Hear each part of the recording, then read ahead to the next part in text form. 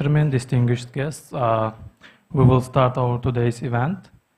My name is Shahzodbek Mahmudov. I am the Director of Branch European-Uzbekistan for Economic Cooperation in Uzbekistan. We are official chamber of European Union in Uzbekistan supporting European businesses here in the market. So it's my great pleasure to welcome you here all, both in person and we got participants who will join us online. And we will do streamline this event in our all social media platforms, including LinkedIn and Facebook as well. And today's our event seminar is about AI for impact, shaping the future of Central Asia in Central Asia's key industries. On behalf of Euroz, I would like to thank all participants who are here in the room and for those who are joining us online. We are a bit late from initial program due to the traffic, and so we were late about 20 minutes. And I would like to also express my warm appreciation to all our panelists today, speakers and moderators, and who joined us from public sector as well and businesses. Euroz remains fully committed to support European-Uzbek business dialogue, and today's event is a great example of this mission action. We are proudly organizing this event in partnership, so we're organizing this event with our European leading member, ASSE Group. ASSE Group is European technological company which provides the cutting-edge technologies, business solutions, and artificial intelligence and IT solutions as well for businesses. So today, you will see the agenda on the screen. You can download it, and agenda is available on our website as well. We've got simultaneous translation from English to Uzbek. And according to agenda, after opening speech, we will have a short presentation from ASSE Group. After that, we have two panels and a coffee break and networking, informal coffee break at the end. I wish you all to enjoy the event, great event, and at this stage, I will pass the floor to my colleague from ASSE Group, Rino Miletic, who is the Business Development Director for International Markets at ASSE Group. Thank you, Rino. The floor is yours. Thank you very much, Mr. Shahzodbek. Good morning, ladies and gentlemen. It's a pleasure to have you here at the event.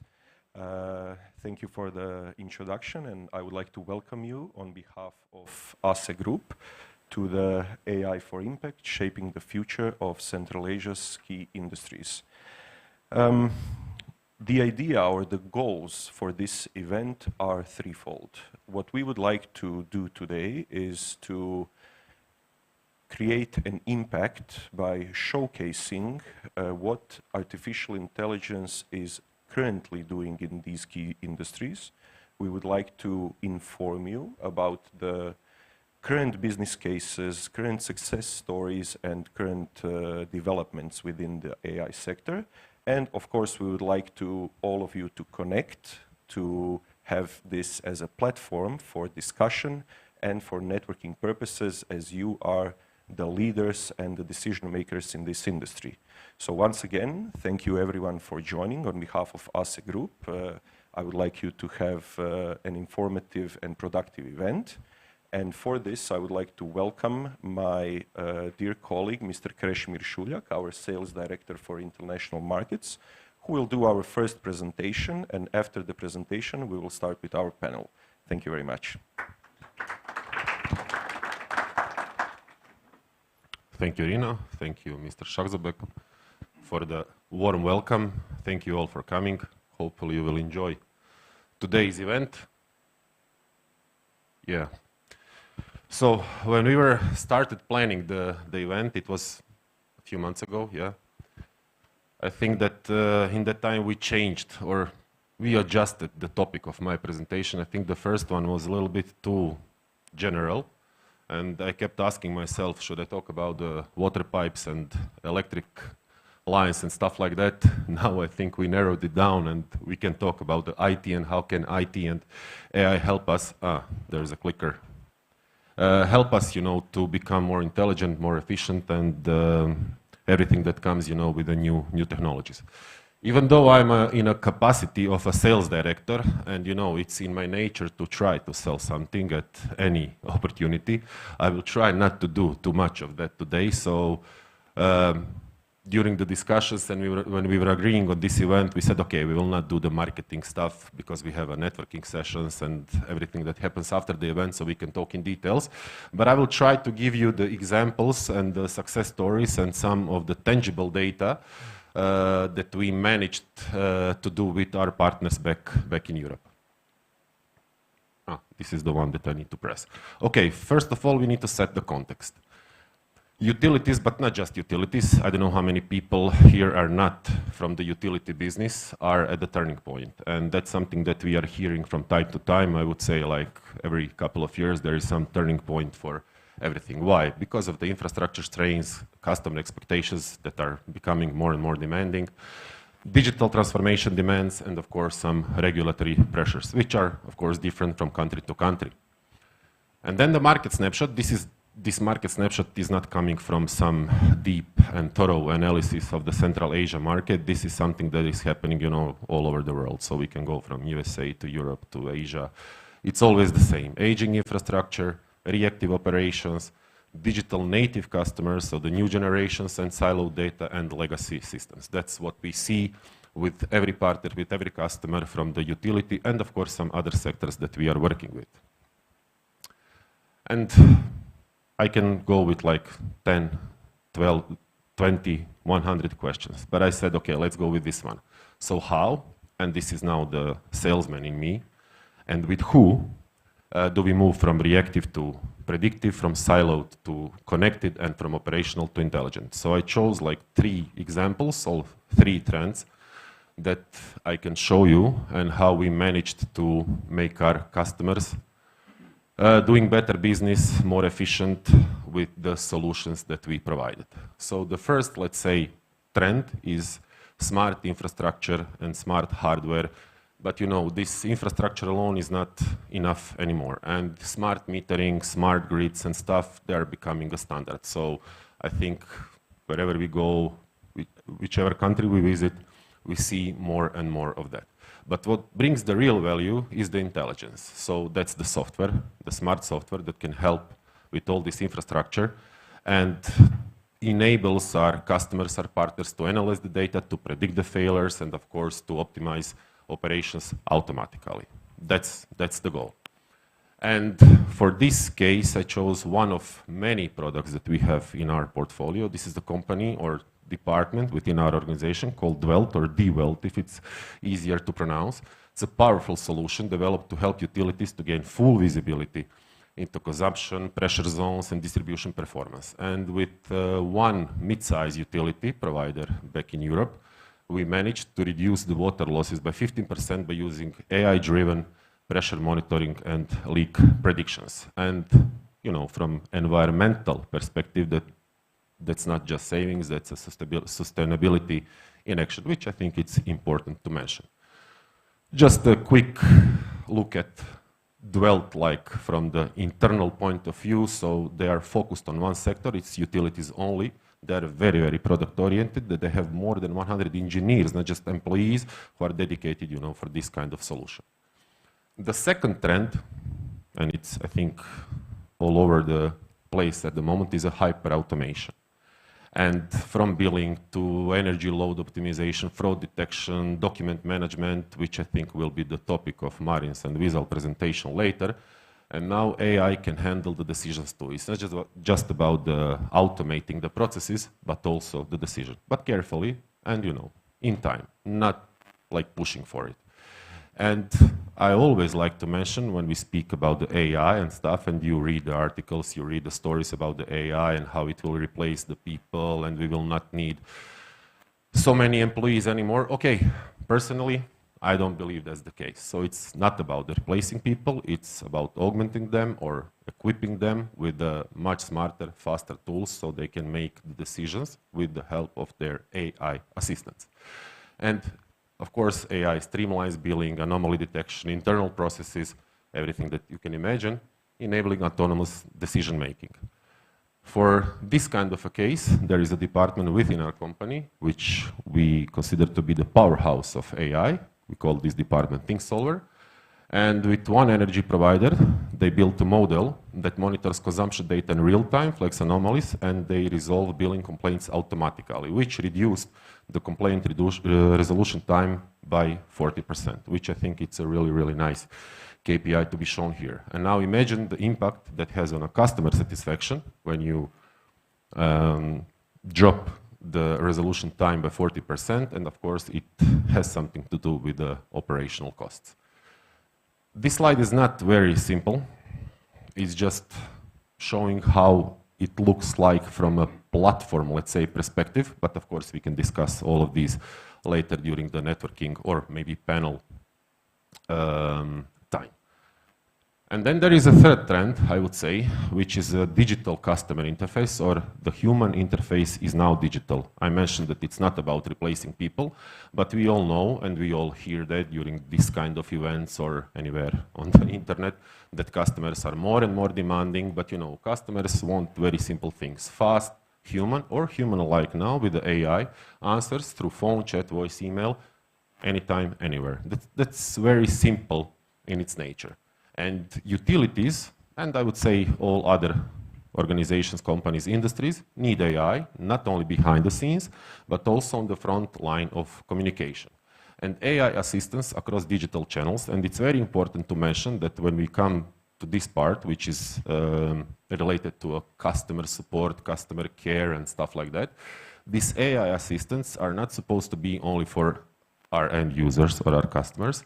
They're really helpful to people who are interacting with the customers, so it's making them more faster, more effective, and more intelligent. And this is what we saw in the use cases. For these purposes, ASE has this platform. It's called ASE Live. It's a very mature product, and we have one implementation of this product here in Uzbekistan. It's a unified platform that covers the contact center part, CRM part, and now with the AI tools, there is an AI part. So built-in modules like AI chatbot, voice bot, assistants, email summarizer, it makes the daily work of the people who are in charge of supporting the customers much, much more faster and much, much more efficient. And energy provider, the biggest one in Croatia, where are we from, is using ASE Live, and they reduced the average response time by 50% because, you know, they are the only one basically in Croatia provider, so they have a lot of calls, a lot of emails. So 50% is a really nice number. And this is just the schematic pictures of how does the software looks like. Again, from a platform perspective, it has all the modules, all the tools that one contact center or the company who wants to manage the customer relationship needs. And there are some things, you know, happening beyond the service. So it's about managing expectations. It goes the same internally, externally. And if we go externally, it's about the customers who no longer want it's not just about the service to be served, but it's also they want to be understood. So the understanding, the transparency, and of course the relevance. Yes, it's different from industry to industry. Maybe there is some kind of a monopoly when it comes to the utility providers, but you know, with the banks, with insurance companies, they're all fighting in the market, you know, with some smart solutions, and they're trying to be at service at any time, at any communication channel for their customers. And I think the AI, with all the tools that we saw, makes it possible to deliver that at scale across channels and in a real time. The benefits, okay, that's very simple. Fewer outages, lower costs, better planning. I would say this better data governance, which is key for regulators, is very important for the utility business. And on the right-hand side, you can see how our solution can fit into this and what kind of things we can provide with it. And let me finish, you know, with the key takeaways, I would say, or a message. So embrace the AI, don't wait for problems to occur, and automate decisions, not just the processes, and deliver customer experiences that are intelligent, not just efficient. And this is very personal. I think that this isn't about yet another digital upgrade, it's about digital mindset, and it comes, you know, from digital transformation. So I was part of many events like this, and I tend to listen to some podcasts, and I think the word or the term digital transformation, that's something I learned before saying mom or dad. So it's with us like for 30, 40 years, I don't know. It's always digital transformation. It's very important. It's very important. And I was always kind of skeptical. To be honest, I was skeptical with the AI maybe 10 years ago when people were saying, you all remember IBM Watson and stuff like that. This will replace the agency, the contact center. I didn't believe that it's going to happen. And it seems that I was right. But now with this, even the things that we don't notice on a daily basis are changing with this AI. And a lot of stuff is changing. But maybe we don't notice such things because we are becoming more and more comfortable. So we are expecting such things. So it's very normal for us. So it's very hard to impress people with something. You know, I remember when I talked with ChatGPT for the first time, like 2 years ago, I was like, wow, what's happening? Now it's normal. Now I'm even, sometimes I have argues with ChatGPT because I'm expecting a lot more. And now, are you stupid or something? So even though that we sometimes will not notice that something is changing, it's really changing. But you know, with our company and the way that we are doing it, we are not pushy. We will never come to the customer and say, hey, you need to implement or integrate AI because this, I would say the funniest or the sloppiest sales pitch is, this will reduce the number of calls to your contact center by 70%. I have only one question. Does it mean that it will reduce also 70% of potential sales opportunities for me? Because, you know, human is human. And we are careful, and we are always listening to the market, to the customers. We are there, of course, you know, to give some advice, to suggest some things, but we are not pushy. And, you know, there is time for everything. And the time is coming, and, you know, things are changing quickly. Maybe I didn't mention, so I talked about 3 of our products from very, very large portfolio. The very important thing with us, with ASECO or ASE, is that all these products are complementary, so they can work with each other. We don't have a problem, of course, not to integrate, but to connect what's happening in one software and then, you know, to transfer the data or some of the conclusions to some other software, and that's how we work in many, many places. So I think that's it. That's my last slide. I think it ends with thank you, or rahmat, or spasiba, or hvala in Croatian. So thank you all. I think I'm in time. And now I'm inviting Luis and all the panelists, 5 of us, 6 of us, I think, to take a seat and let's have a discussion. If any questions.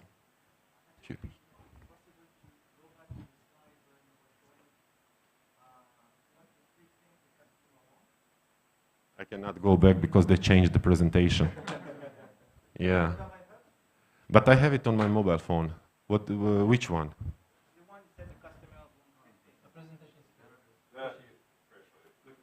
Let's go. Thank you. No. This is what we want to happen. So, which one? That might be live.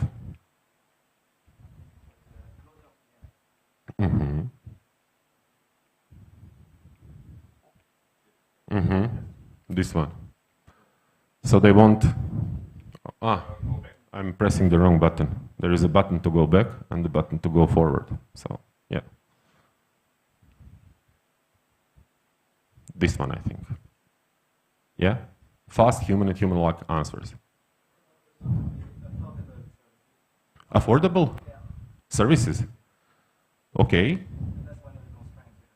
You mean if you want to call? The time will come when this service will become free.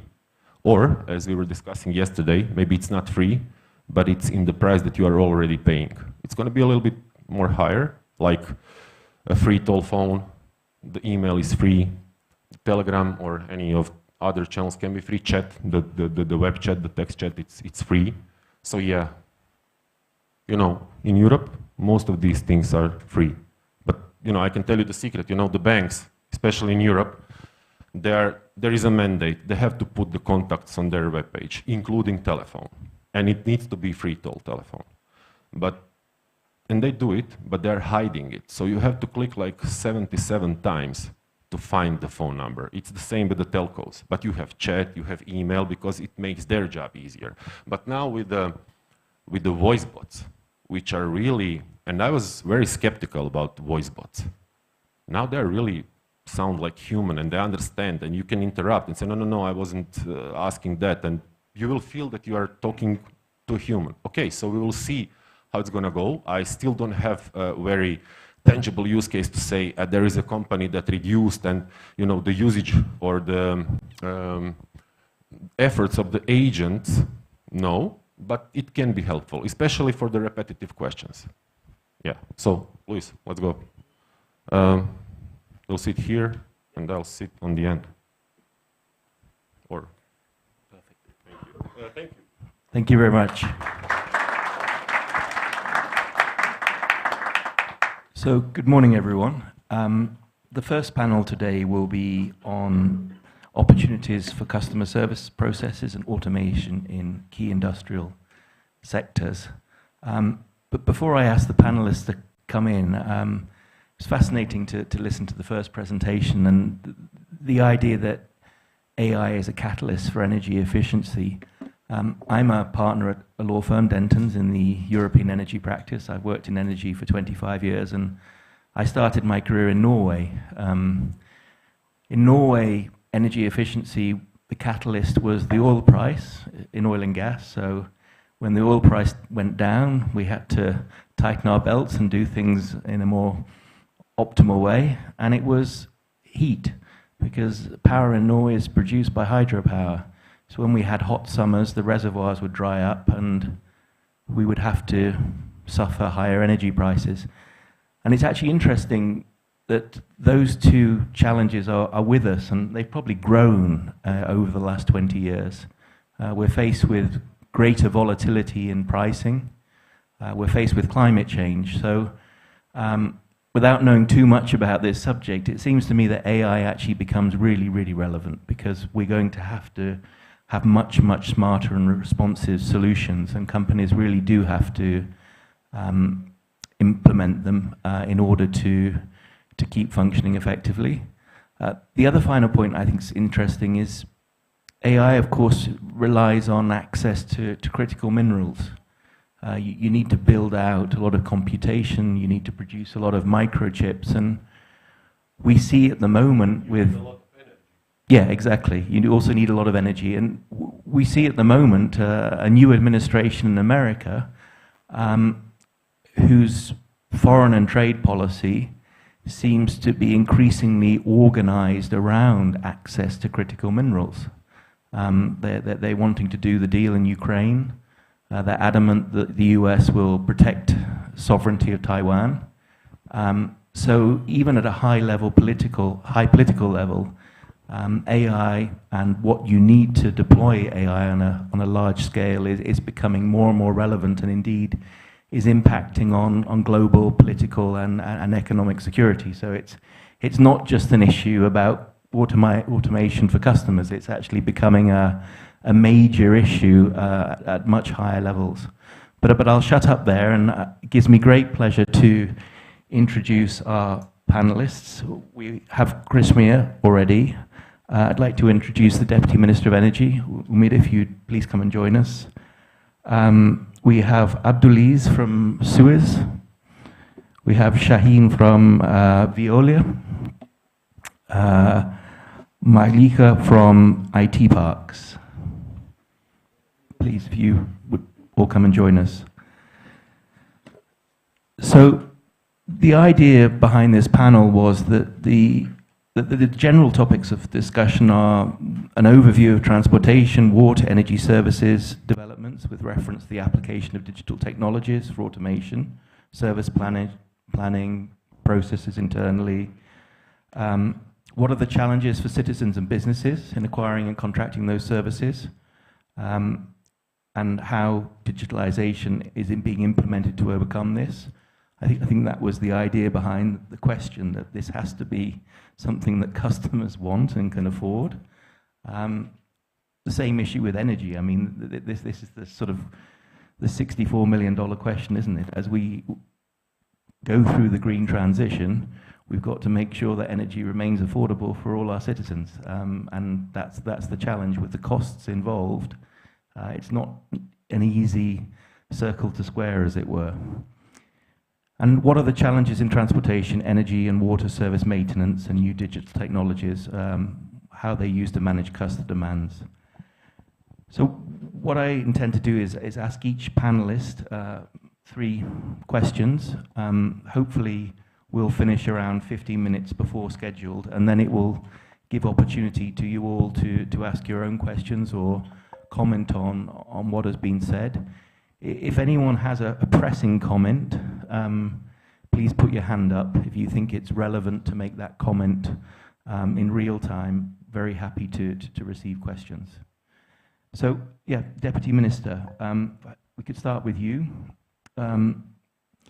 First question is, what is already done and planned to be done in digitalizing infrastructure assets, inventories, private and state property registers? This is, I think, a key question as part of the privatization process, to have real quality information on the assets that state has. So how is AI helping with that? Hi everyone, pleasure to be here. Thank you for the organizers for organizing this special event. Specifically, we're going to talk about AI integration for the specific sectors, for utility sectors.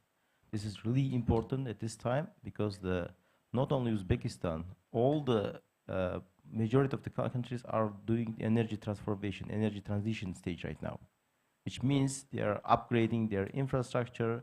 They're deploying massive renewable energy generation into their power system, and especially for specifically renewable integration of the renewables, you need to have robust power infrastructure, which means, what I mean robust, it's not just cables and then towers. You need clear, advanced automation system. This automation system, we cannot imagine right now without digitalization. We have to apply digital automation system in order to successfully integrate renewable systems, renewable energy systems into the grid. When we talk about Uzbekistan, if you see about 3 years ago, we didn't have, we have only first solar power plant will start in 2021. So 3 years ago, we had only 100 megawatt of solar plant connected to the grid. But right now, more than 4,000 megawatt, which is 4 gigawatts of the renewable capacity is connected to the power system, which is several times more than the 3 years ago. So it's exponentially growing. Why it's important? It's clean and it's sustainable. But this wind and solar technology generation is intermittent, which means you cannot control the source unless you have very high dedicated software. Here comes the AI, because we have been using a lot of forecasting tools. We are using all the data, something, but integrating AI for the forecasting makes much more easier. So AI integration for the forecasting, when integration into renewable power systems into grid, this is one of the most important points that I want to mention. And we have right now over the 30 power plants are up and running. They all use forecasting systems, and they are using the third-party technologies for that. And for the infrastructure, we are deploying now SCADA EMS system, which has AGC, Automated Generation Control, which makes that automatically control the system. Because basically what I can make it easier, like we have generation, we have load where the customers is, and we have grid infrastructure, transmission and distribution infrastructure. So in order to balance the system, because you have to balance the generation and the load, because frequency should be at the same place, you have to have robust automation system, which means you have to have digitalized automation system there. Then we are now starting the SCADA EMS project, which will be finished by the end of this year. So once we deploy this SCADA system, the dispatching center will be able to control all the generation and the load at the same time, real time. This is really important. We can talk more about the AI application for the whole chain of from the generation, transmission, distribution to the demand side management, because in all points you use AI system starting for the safety, for the employee management, for the maintenance, for customer consumption. I mean, customer consumption. You measure how the customer consuming the power will changing over the time. Because right now we are also deploying the rooftop solar power to the demand side, and the customer behavior also changing. Their demand is changing based on this. So we have to predict. So predictive analysis is also important. So machine learning is really important for each aspect. Yes, we have a general platforms like ChatGPT, DeepSeek, or the Llama, but we need to make specific machine learning technologies to adapt based on the infrastructure, based on our goal. We have to start small machine learning systems, and this will help us to reduce our time and then increase our efficiency. And of course, we'll have a lot of data sets. To manage this data set, we need AI. Thank you. Thank you very much, Umid. I mean, I'll ask you one more question, if that's sure. Okay. I mean, I think you touched on a very important point, how digitalization is critical to the development of smart energy systems with ancillary services, balancing, integrity, security. I guess the challenge we have in the EU now in terms of the development of green energy is permitting. You know, everyone's read about wind farms and wind projects being delayed because of the permitting process. To what extent is there an intention, or is there already action in terms of digitalizing, automating permitting processes for these types of projects? Yeah, that's a good question. It's an important question, of course, because yeah, you're right. For example, if you take the US, there is more than 1,700 gigawatts of the power still on the queue. Why? Because grid, this power system, should be able to host those intermittent generation when you connect the system. Otherwise, you cannot manage them. You cannot accept this. And there will be a lot of financial penalties if you don't purchase the power, because you will be off-taker for generated power. But you have to have ready grid capacity, ready infrastructure to accept those intermittent source of generation. That's the main reason that there is a lot of companies are waiting queue for these technical reasons. Another aspect is ecological. Some places, for instance, we have one company called Voltalia. They are doing 100 megawatt in Horizon. But there are some special plants on the field. They need to take it, replace it for the other place. It takes another time, another effort to do this. So permitting is really important for technical wise, ecological wise. Those two things really important. But there are other aspects. For example, Samarkand, another one of our projects, they come up. There's an archaeological site, which also stopped the project. We have to move to another place. So those the barriers. We cannot call it barriers, but they are the aspects we consider in order to deploying these large-scale renewable projects. Even for the small-scale rooftop solar, each region with based on the regional distribution network, you have to have hosting capacity. There's a terminology called hosting capacity. You cannot deploy massive rooftop solars into one region, because the distribution network must be able to accept that in order to do this. That's a really important point. Thank you. Thank you. I think going back to the point about critical minerals, of course. Right now, if you see, there is a queue. Last time I saw it was last year, 1,600 something gigawatt. I'm saying not megawatt, gigawatt projects. They're waiting on the queue. You can type on internet, you can see that. In Turkey, for instance, nearly 400 gigawatt renewable capacities are waiting to build. Only the problem, grid acceptance. Technical grid, they have to wait. For instance, Uzbekistan, we are planning to deploy 20 gigawatts of the renewable power by 2030. But if you install for next couple of years, we cannot accept this. We are also parallelly improving our grid infrastructure. Right now, if you say, can we integrate 20 gigawatts of the renewable power to Uzbekistan grid? It's impossible right now, because we have to have enough transmission lines. You have to have your reserve capacities, which is fast reacting fossil fuel generation. You have to have battery storage systems for that to monitor real time. So those are the things you have to have in order to deploy this green energy. Thank you. Well, let's turn to Shaheen. In the context of Veolia's Tashkent district heating concessions, how are you levering automation and AI to enhance service delivery, improve transparency for customers? Thank you, Luis. Good morning, everyone. So my name is Shaheen Boutwila. I'm Development Director for Central Asia for Veolia, based in Tashkent for the last 6 years.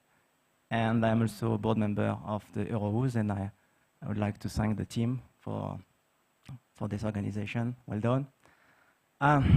Yes, so 3 years ago, we signed a concession type agreement for 30 years of managing the district heating network of Tashkent city. A few words about that. This is one of the biggest worldwide. Within Veolia, this is the second after Warsaw. So it's a 1,500-kilometer network servicing 1.2 million population. With our two partners that supply the heat energy, we consume the equivalent of 1.5 billion cubic meters of gas yearly. And in terms of water, this is 100 million cubic meters of water used yearly. And to give you a bit of a sense of what does it mean, 100 million cubic meter yearly, this is 40,000 Olympic pools used yearly, or 110 pools used per day, or 5 swimming pools used per hour. So it's a very intensive industry. And we hire 3,500 people that we have been transferred from the municipal company. And that's a regulated industry. So we are bound by the tariff, which is adjusted and accepted by the regulator yearly. So that's the thing I wanted to say. And we are quite proud of what has been done so far, because we had the system which had 45% losses when we inherited it 3 years ago. And as of today, we are about 34%. So it's 11% of reduction of the immense quantities I've mentioned about of water and gas yearly. So we're having some impact already. So my point today is not that much to talk to you because utilities is a reactive industry, right? So we used to fix problems when they happen. That's everywhere in the world. No? So that's the first challenge we have. So my point today of joining this panel is much about sharing the practical insights, challenges we have. It's a call for action, basically, for solution.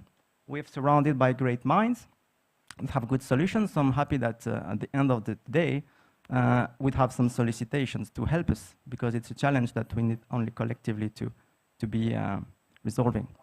Yeah, we have rising expectations. We have, I said, 1.2 million population. This translates into basically 500,000 of customer contracts. So it's 500,000 of bills every month for servicing this system. So, and yes, our customers want reliable services. As mentioned, they want transparent pricing. And as I just mentioned earlier, they want also affordable services. So this is one of the constraints we have. The point is that in our system, we have more than 10,000 residential buildings. So our obligation is to service a quality heat to the entry point of each of those buildings. Then, for each of those buildings, we should have an organization or homeowners partnerships that should be in capacity to manage what we name the vertical system. We're responsible for the horizontal system. Vertical system is something that should be handled professionally by either the owners of the buildings or any organizations that could do that. That's important because at a point where we would modernize the system, we could not really satisfy, if it's the point today of the panel, this is really to AI for what? It's also for delivering an impact to our customers. So our customers are needing a solution that has to be implemented not only by the operator, but by the municipality, by the Ministry of Construction and Communal Services, that we find the right solution for them to ultimately have the service of quality at the end point. So that's what we name the system boundaries, which matter to us, how to make things work from end to end. Again, questions to whoever could basically think about solutions, how AI could help us in that. We think legislation here should be important, because if we don't have clear legal framework of who is responsible inside the buildings, then it's not going to work much. So that's the point. And of course, you know, we operate a brownfield system, which means that things have been already operating before us. So we overtake that. And the very interesting thing is that 90% of the assets we operate are invisible to us day one. They are all underground. So we have to make some judgment, right? So based on what we would operate those assets, what's the baseline, what's the condition of those assets?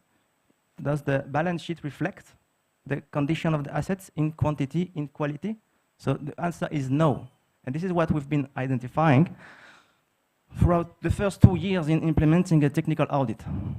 Technical audit was very important to basically make an inventory of the system, set up the right baseline values in order to understand from what is the starting point for improving the situation. So here, that's so far, so we spent 3 years, so we have already some results to display, hopefully. So we know a bit more about our system, and we have installed a lot of sensors. We have installed a lot of measurement devices, because we should measure before you know what to do. We have set up a very nice dispatching center that the Excellency Prime Minister visited 2 times. So he could basically see here how all the data from the district heating system are collected, are monitored from one place. So this is a beginning of something, because then we should be in capacity to control. So we need more understanding of what we do, and we need more great minds to join our journey. It's a collective journey to basically make this more of a success, considering the hurdles I've just mentioned. Thank you very much. I mean, it seems that data discipline is critical in terms of scaling automation. In fact, it's the sort of Gordian knot or the Achilles heel. What changes can be made to help with that? Obviously, you've had to do your 2-year due diligence investigation, but in general, in terms of the energy system, what steps can the government take to improve transparency and the quality of data? Thank you.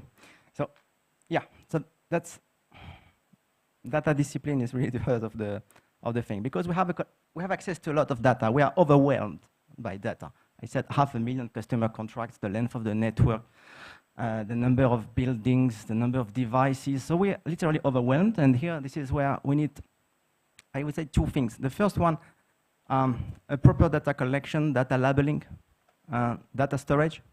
That's one thing that needs to be done constantly. And basically, the second thing is that what I've noticed, I mean, we are operating in the heat energy space, but we see others, and we have, for instance, Suez here underwater, and we have the electricity company, which is doing good things. Everyone is doing things on within its boundaries, let's say this way. So we have a fragmentation here.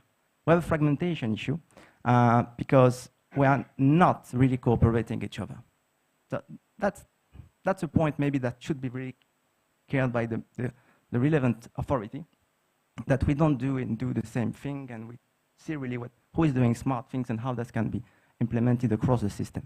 So that would be first, I think, thing to be considered.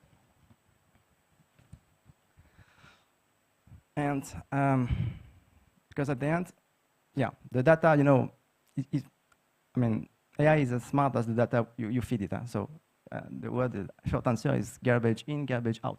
So that's really the thing. So here, again, back to the seriousness on the discipline on the data, and the sharing experience and sharing platforms to make things much more working. You know, at the end, we are having a natural monopoly position. We are regulated spaces, so there's no harm in collaborating here. It's not as if there would be competing against us. Positions are clear. It's just that at the end, to make sense of the data we have. And what we've seen also is something, I think you're from Norway, right? There's another thing, it's important for me to mention, because we are consuming a lot of energy. Today, the energy we consume is 100% natural gas, which has its own problem. And I'm fascinated by cities and countries where they manage to tap this energy from elsewhere. So you look at data centers. AI is obviously data centers, right? Data centers are going to grow in this country as well. This is an excess heat that you can't imagine. This excess heat can be really collected to the network. So that's something, it's very easy for us to just connect our network to the closest point where the data centers would be, which means that whenever there will be a data center, just to let us know, just to let us know. Then we can think about the system, about the region, about the district, can be having district heating based on the heating provided by the data center. Since I came here, I heard a lot about the wastewater treatment plant, about 1.5 million cubic meters a day. That's a monster. Veolia operates 4,000 wastewater treatment plants worldwide. If the government does that, that's a monster. If it's done, then our suggestion is that the amount of energy that could be used from the sludge could be also connected to the network. So if we know where this would be, when this would be, we can design our network to be nearby and use this energy all along the year and reduce our dependency on the natural gas. So that's also for the waste incinerators. Recently, I've seen 3 decrees about Chinese companies being awarded incinerators for burning the waste. Same thing. So let us know where those incinerators will be, and then we can plug our network nearby. All of that would help to reduce the gas supply consumption. So that's the thing also. We think about collaboration, about multi-project. Thank you very much. Well, I'll turn now to Abdelaziz from Suez. What is Suez currently doing in its Tashkent project for customer service? Thank you very much, Luis, for your invitation, and thank you for everyone. Good morning, everyone. My name is Abdelaziz Khamraliyev. I'm from Suez. We are currently working with local water utility company, Tashkent Shahar Suteminata, on a project called Tashkent Water and Sewage Transformation Plan. And one of the tangible things that we are doing here in the customer service of Tashkent Shahar Suteminata is to introducing the digitalization. And one of the proud moments that we have, and what we have achieved already, is the centralized claim and complaints management system called SU. It's Suez developed tool that is helping Tashkent Shahar Suteminata to centralize all of its complaints and all of these complaints and claims. As of now, we have already trained more than 450 people across all 12 districts, different branches of water and sewage and customer service. So before things with Tashkent Shahar Suteminata was, as you may already know, that they were using paperless tracking systems and still the old way of doing things and the recording, and it was transformed into the paper reports and would not going places. So with introducing of SU digital platform is centralized and gives us comprehensive statistics. Also, SU is a map-based digital solution. Each complaint is recorded, and what we've already seen is with this, we did have a lot of leakages and as well as the sewage problems in the areas. So what we already seen with the head of engineer of Tashkent Shahar Suteminata, there are some areas where we have pointed out and worked together to identify the areas of network where it needed attention. So that application has actually helped to reduce losses as well. So this tool is at the moment an internal tool. What we want to do is to directly connect to the customer. So with the local company UIC, we are partnering up and trying to connect to their new application, HGT, maybe you all are aware of, that they already introduced their water sector in this application. So what we want to do here is to connect customer directly to the water utility and directly to the right place, instead of bureaucracy of going through different stages and getting that issue or problem through different or maybe even missing. We want to connect directly customers to the relevant authorities where they can help to resolve these issues quick and fast. So we already know that the HGT in Tashkent is covering around 300,000 customers. That is already in place, so that will be a good reach, and it will help to solve all of the claims and issues together with HGT, and SU is going to be the back end of it. And the second thing that is Suez is doing with Tashkent Shahar Sutuminota is the meter management application powered by AI called OptiRevenue. So that tool is actually helping us to determine anomalies on the consumption of the meters. If there is any different patterns, it gives us warnings, as well as showing us if there is any different blockages or anomaly consumption that the points out to us, and then we prepare the report and give it to our partners in Tashkent Shahar Sutuminota, which they action it based on the reports. So they have seen that quite substantial difference into it, because as you would know, Tashkent Shahar Sutuminota has more than 750,000 customers, as well as 40,000 legal customers. So we are more focusing on the legal customers as well, seeing how are they patterned. So with this OptiRevenue tool, how are they patterning, or if there is any constraints, or why they're not using the, why there is no consumption. So it actually blocks out and alerts us. So these reports are shared with the Tashkent Shahar Sutuminota.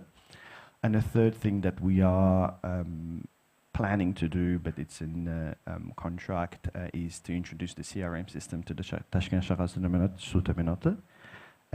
It's something that will help to streamline and process their and robust their relationships between customer and Tashkent Shahar Sutuminota, because the trust is not there yet.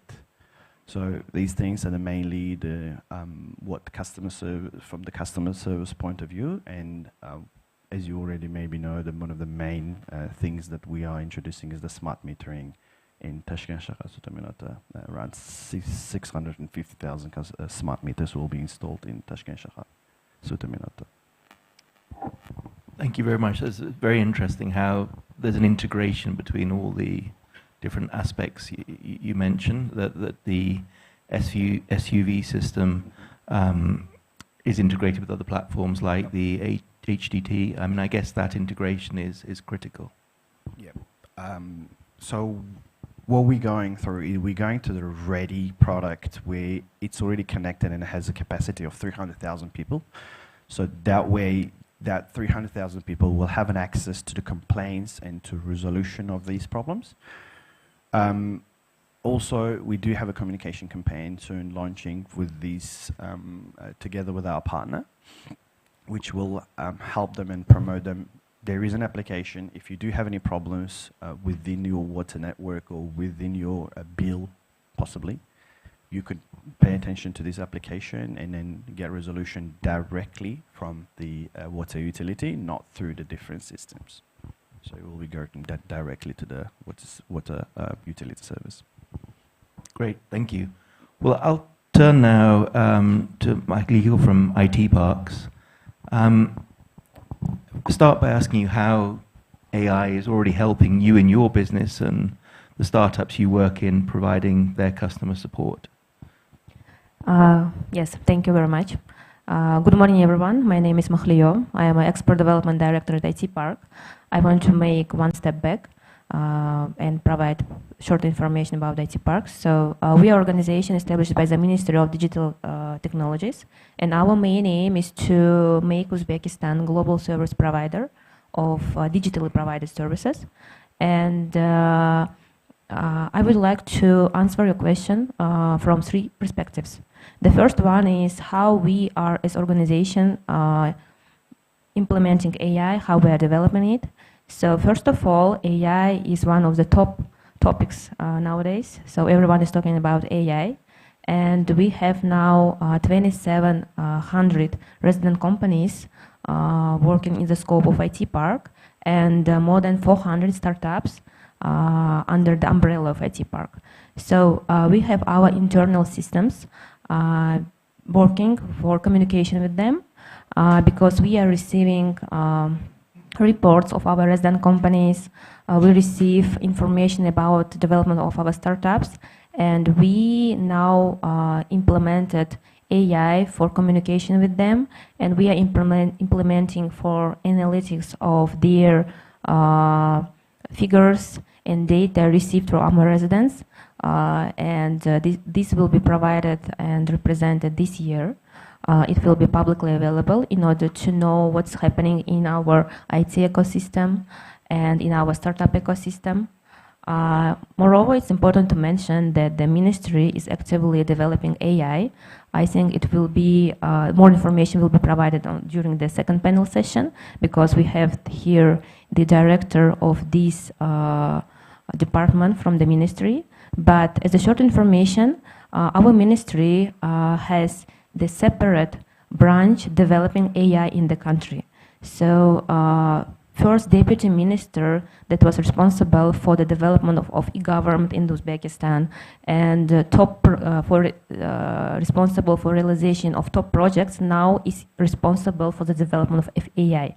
So he is focused on AI, and the team of highly specialized people now are working to implement AI in the country to create pleasant environment for the development of AI in the country. So second perspective is that we have our local companies and startups that are developing AI. We are on usually base initiate acceleration and incubation programs in Uzbekistan and abroad in order to develop AI in our companies, local companies. And we have a lot of orders for our resident companies for data labeling. This direction is developing very rapidly. And for instance, last month we received orders from Japanese representative office and Korean representative office to our 7 member companies.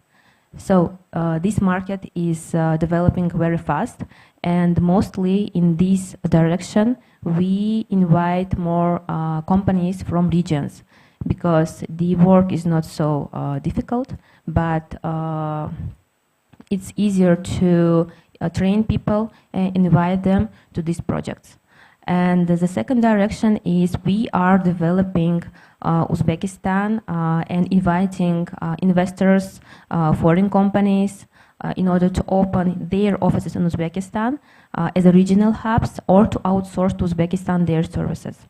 So in this direction, we are mostly now focused on AI-based companies. Why? Because AI-based companies need people in order to develop their systems, in order to develop their products. They need pleasant conditions in order to develop it. For this, we are creating special programs to soft land them to Uzbekistan, to help them to start their operations, to hire IT specialists, and to cover their costs during the first year of their working in Uzbekistan. And the number of foreign companies working in Uzbekistan now reached more than 700 from 78 countries. To compare, 2 years ago, this figure was only 200. So Uzbekistan is an emerging market, and AI is very important to be developed and to be promoted globally in order to be in one line with other countries. Thank you. Well, I think one of the consistent messages that's coming across is that collaboration and integration are critical in developing AI and automation, because it's all about, as you said, Shaheen, the quality of the data you put in. So the better the quality of the data, then the better the result. I'd like to ask you a second question. I mean, you're working with a number of startups, your IT Park members. What advice would you give to them in terms of the Uzbek industries you think will be the ones they should focus on, the new leaders in terms of applying AI? Where do you see the opportunities for them? So every company should have a clear strategy of AI implementation, because we are visiting a lot of events abroad and everyone is talking about AI. So it's the best time to start working on AI.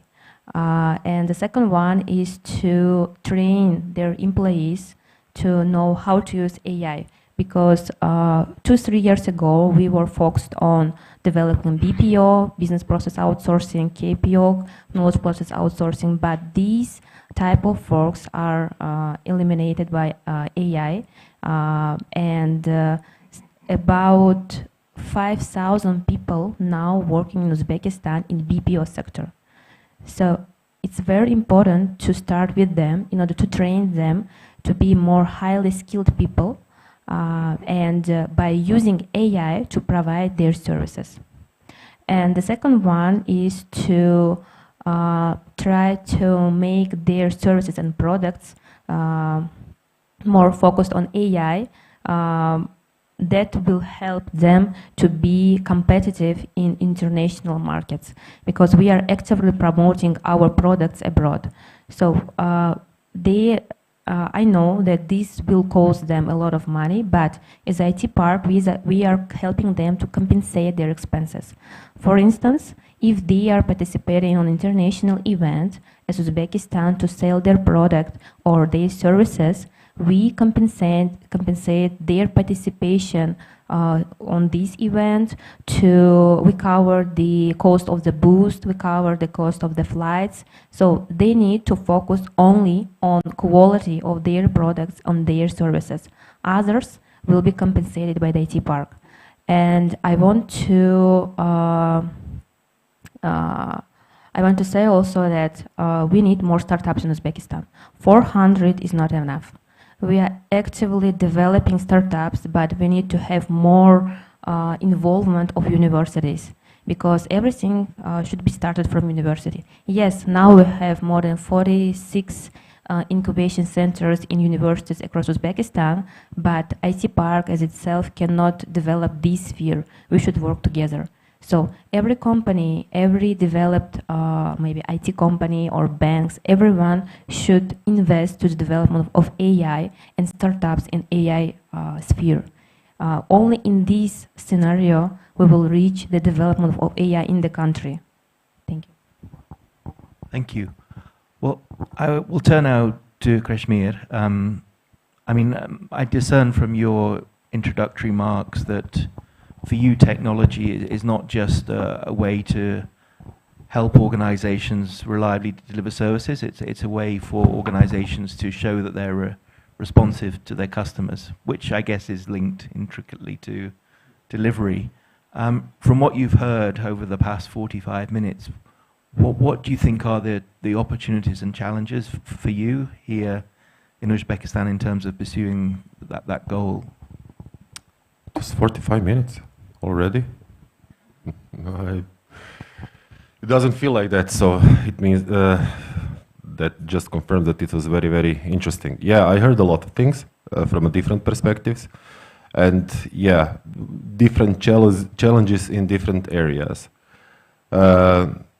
The deputy minister said, yeah, even though that we can maybe produce a lot of energy, maybe the grid isn't ready, so there comes the technology. And of course, with the technology, digitalization and stuff like that, there comes the AI, which can make the things much more smarter. Not just, in terms of when we did it, but also how can we do it. So then with the Suez was basically describing the project that they have with the water utility. And there is a similar one that our company is doing back in Lithuania. And I think it has some connections to what Veolia said. And I think that you said at some point that, okay, you are providing the heat, which is kind of expected. But these guys in Lithuania, so they are providing water and sewage. But they decided with the CRM, with everything that we are doing for them, to go into some different directions. And they are making their set of products and services more wide, not just the water, so they will provide different things. And they are cooperating, by the way, with the electricity, with the heating companies on a municipality level. They are sharing the data, the experiences and stuff. And from the IT park, what I heard is, yeah, we visited the IT park for several times. We even met on some events abroad. We like the way how it's done there, and yeah, the AI is very important, and I agree that universities are very important to change a little bit what the younger generations are into in their classes and stuff. So I think a lot of things will change. But you know, you mentioned this customer responsiveness, transparency, relevance, and stuff. Yes, that is the business that I care for very much, even though if there is a monopoly, and here, you know, with the water, with energy, yes, there is a monopoly, but again, the things are changing, the customers are more demanding, and things will change even more in the future, especially if you will start to offer some different products, different services, and you know, you have a good starting point for it. You said 500,000 households, customer contracts. That's a really nice base to start upselling or cross-selling something. So, and 700,000 for the water. So this is a really, really good starting point, you know, to start maybe in the future with something else. And of course, technology, AI, CRM systems, contact center systems can be very helpful. But yes, different perspectives, different approaches. But I think we all have the same goal, and to make our businesses more effective, you know, more profitable, of course, and our customers more happy and satisfied with what we are providing. And I think the AI will help us big on that way. So this is what I think and feel at the moment. So thanks. Thank you. Well, we've got a couple of minutes left, so I'll throw open to the floor. Does anybody have any questions for the panelists, any comments they'd like to make to what they've heard this morning?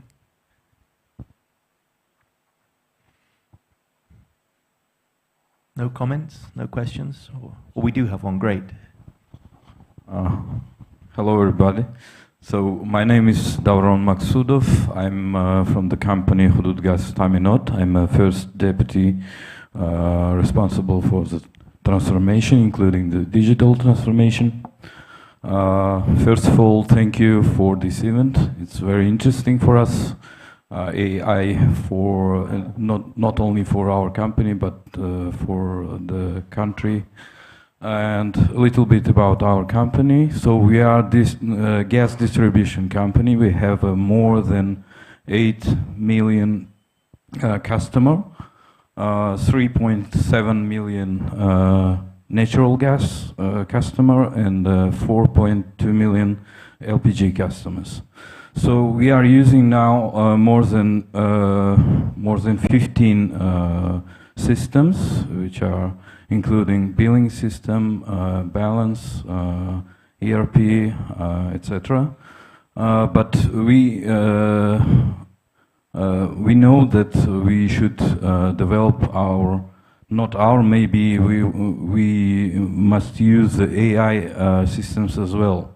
So this year we included to our roadmap to develop the AI system to our contact center. We already preliminary analyzed the solutions of more than 10 companies which are local and international, and we are still doubt that it will work correctly, because it's very important to give right answers to our customers, because it's very sensitive issue, the gas, you know, so when the question will be answered wrong, who will be responsible for that? And I would like to ask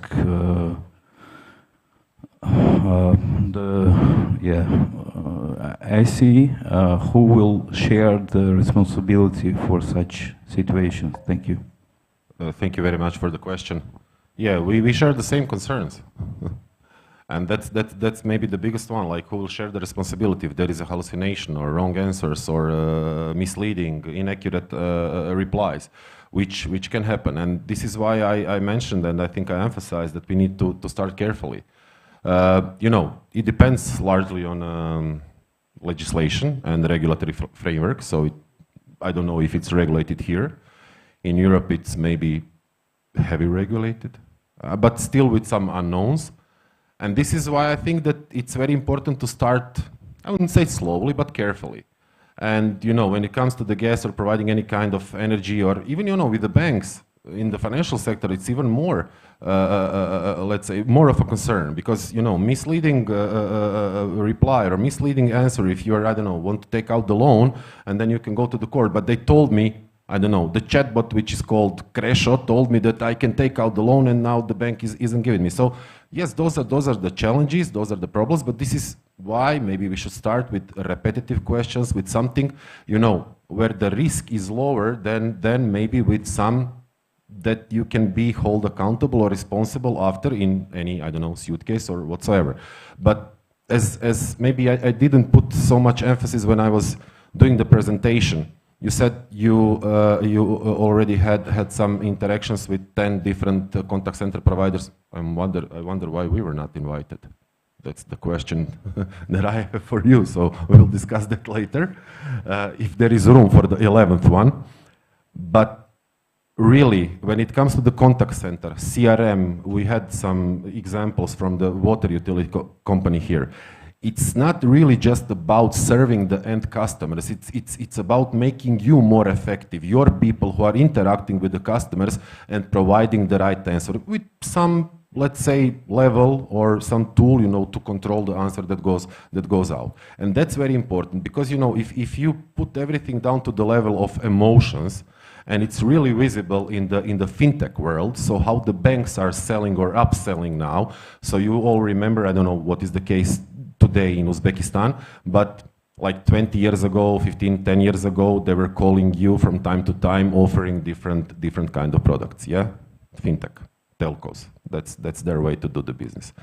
Now they are moving into a little bit different direction. They're not calling you, they're expecting you to call them, because from time to time you will have to call your bank, your water company, your electricity company, because of it's in most cases it's because of the problem. And then if your people are capable to provide a right answer, helpful answer, that changes the emotion of the person who called, and that's the right time to sell. And this is also where AI helps, with the predictions, with next best actions, next best offers. And I can say on the example of one bank in Croatia, but it's a larger European group, they totally gave up on the outbound campaigns and calling people from time to time, and they're relying only on the inbound calls. And the conversion rates are like 20% or higher. And on the outbound, it's like 3 to 5% tops. So yes, we share the same concerns, and this is why we need to, let's say, approach this carefully and start with equipping and making your people more capable, more effective, more intelligent, and then slowly go out to the customers with something that doesn't bring so much of a risk. And then the regulation will come, I think, and we will know who is responsible. It's the same question for yeah, like this, when electric car goes by itself, it's an autonomous ride. So if there is a car accident, who is responsible? Me sitting and sleeping, or Elon Musk who provided the technology? So we'll come to the government will find a way to regulate it, I think. Thank you. Well, I think I'll abuse my position here for a minute. You've expressed concern about the legislative framework. We have in the audience Uluk Beg, partner at our Denton's office here, who works with technology. Uluk Beg, would you like to share a couple of minutes of your thoughts on this issue? Because I know you've been working with this closely. Yeah, hi everyone. So at the moment, Uzbekistan is already legislating on AI, but it's mostly directed at responsible AI approach, so that companies and people will not be abusing AI, especially when it comes to privacy and data protection matters. And then the second one is proper labeling, so that people are informed that the result that they are receiving is generated by AI, is not coming from a human being, and etc. But when it comes to issues of responsibility at the moment, it is best left to the parties to decide through a contract. Yeah. Thank you. Thank you, Uluk Beg.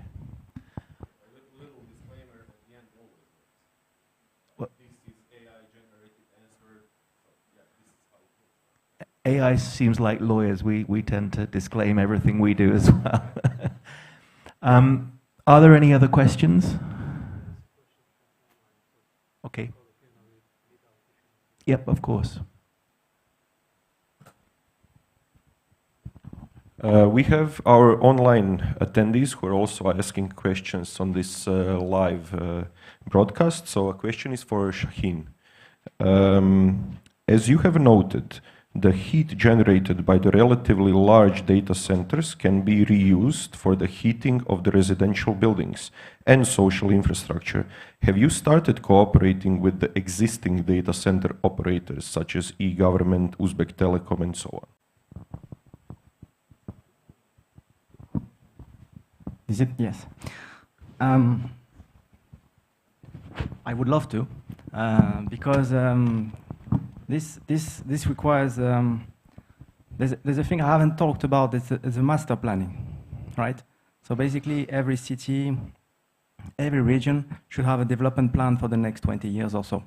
And this informs us on what's going to happen, which industry is going to be built, developed, based on which we would basically adapt our investment program and how we can grow our customer base. So I've heard about, I think DataVolt is willing to do things here in this country. So we hear only through the newspapers, let's say this way. But again, we need basically a centralized authority to basically be well aware of that, that this data center is going to be impacting the grid, definitely. And maybe some IPPs would be developed explicitly for those data centers. What is important is that this excess heat would be basically an important for us resource. And depending, because we can't expand to the infinite, the district heating networks. So basically the idea is that the data centers would be closer to the district heating networks which are operating in this country. We don't have many. We have Tashkent, Samarkand, Namangan, Bukhara, Navoi. So if it is in these areas, if it is in Tashkent, better for us because we're operating that one. We would be basically completely readjusting our investment program based on what the developer of the data centers would do. So the short answer is we are not informed of any development concretely, but we'd love to be associated to this project. Thank you. Any more questions, either online or from the audience here?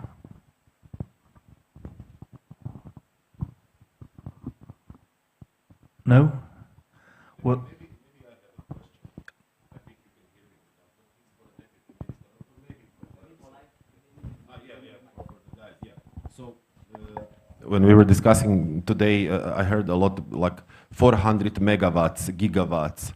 Can someone please, I don't know if everyone here know what does that mean in terms of like, is that like big or small? You need megawatts, gigawatts. So when you said 400 megawatts, so one household, you know, it consumes which amount of energy, let's say on a yearly basis. So just to put things in a perspective, maybe you are experts in the utility, but maybe some people online aren't, maybe some people from fintech sector aren't. So just give us a little bit of perspective. So what does that mean? Is it big, like, or how many, or how much energy, let's say electricity, Uzbekistan consumes in 1 year, in megawatts, gigawatts, or whatsoever? Thanks. I'll make it easier. For example, each household in Uzbekistan, let's say the average is 2 kilowatts the generating capacity in the household, in consumption capacity. I mean, for entire Uzbekistan, the peak load, when we measure the peak load in hour, we generate about right now the nearly 9,000 megawatt, which is 9 gigawatts. When we talk about gigawatts, first it's kilowatt, megawatt, gigawatt, every time you put the 3 numbers on behind it. So right now, because the weather is good right now, it's not really hot. So the approximately about 9,000 megawatt right now, every hour our nation is consuming. Every hour. And whole day, in 24 hours, it's about 220,000 megawatt hours. So which means every year, for last year, we have a total consumption 81 billion kilowatt hours of the energy we consumed. It's a lot of numbers, but when you calculate the, if you, in the big scale, you measure the megawatts for capacity load. Solar farms, utility scale solar farms is a megawatt based load, 50 megawatt, 100 megawatt, 500 megawatt, like this. When you talk about this small scale solar plants, it's kilowatt, 5 kV, mostly we get kV system, 10 kV, 15 kV system. Yeah, when you measure, because there's a different kinds of things you need to understand, because the energy consumed is kilowatt hours, but the energy capacity generated is megawatts, not hours in this capacity. How much it will generate within 1 hour. It's easier with the water, yeah? We have Olympic pools. And I have a quick follow-up question, Deputy Minister. I mean, we've talked about data centers. I read recently that in the US they are renovating some of their nuclear fleet because of the increased power demand from data centers. I think US power demand has been static for about a decade, but they're now seeing an upturn because of construction of data centers. How do you expect that to impact on the energy system here? Will it have a significant impact, or it's relatively marginal? Well, data centers, if you compare it will be like portion of the general consumption, but it's you can think about one metal factory. It's consuming a lot of power. Similar this consumer, for example, it consumes huge power. One customer, but in overall, when you see the total grid capacity, it doesn't make a big chunk of it. But still, it's growing. It's growing market. Because it's really important, because in the power system, as I told initially, that you have to balance the generation and the load. If some sort of load, like similar to data center, high load, immediately they shut down or immediately they switch on, they will shake the grid. So this is important. And data center is the consumption, because their main consumption is the power, the electricity. So it's increasing because of this AI. Makes it more demanded power that they're thinking, because each time you incur something for the Google search, and then that for the versus AI generates more, it consumes more power than the normal search.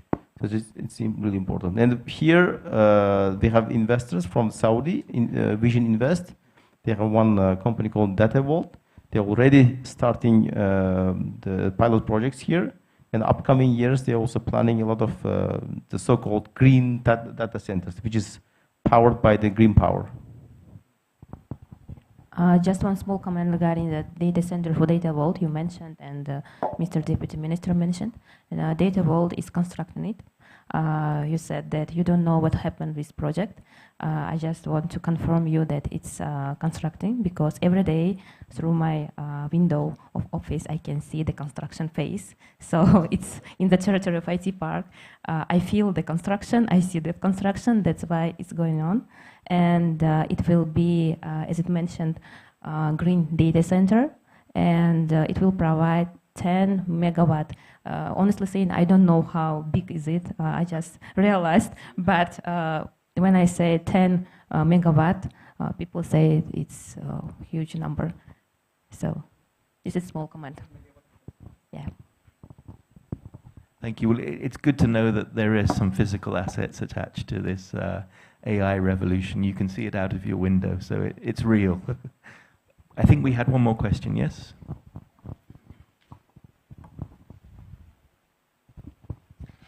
Good morning, everyone. Alexander Zaborsky, Fortis Instruments, Radiation Control Devices. Thank everyone for the event.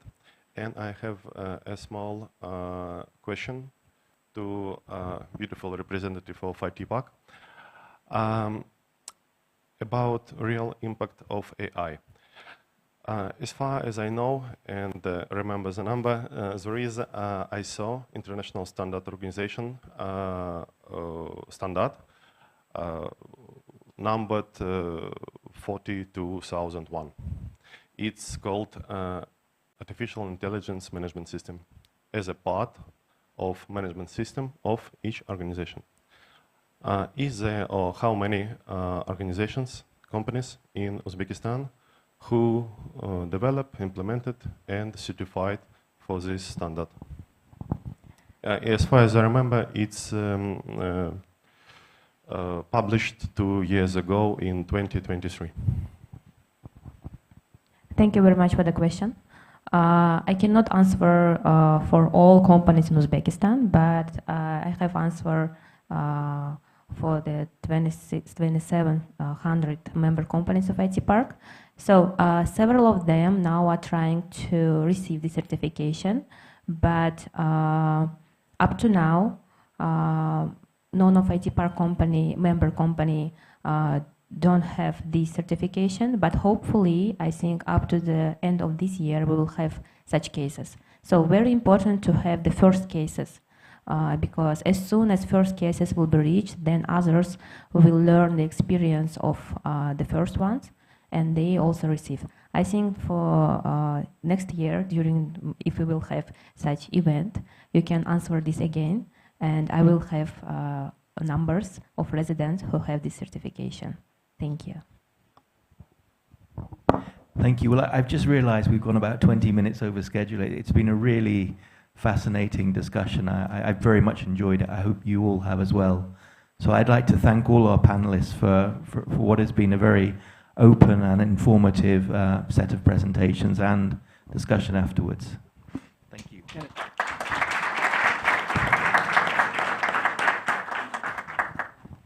So, dear colleagues, now we have got a coffee break there for 30 minutes. We will come back at 11:50 for the lovely second panel. Thank you very much.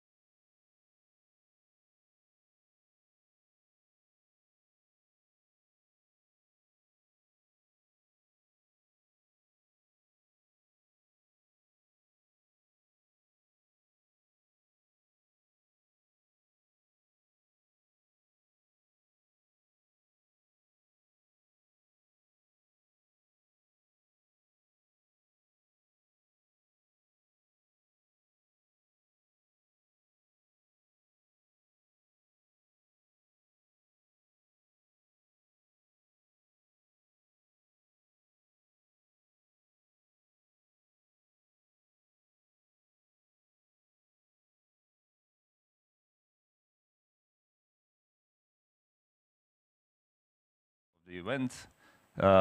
So we continue to talk about AI shaping future, but I would say AI is already shaping the present.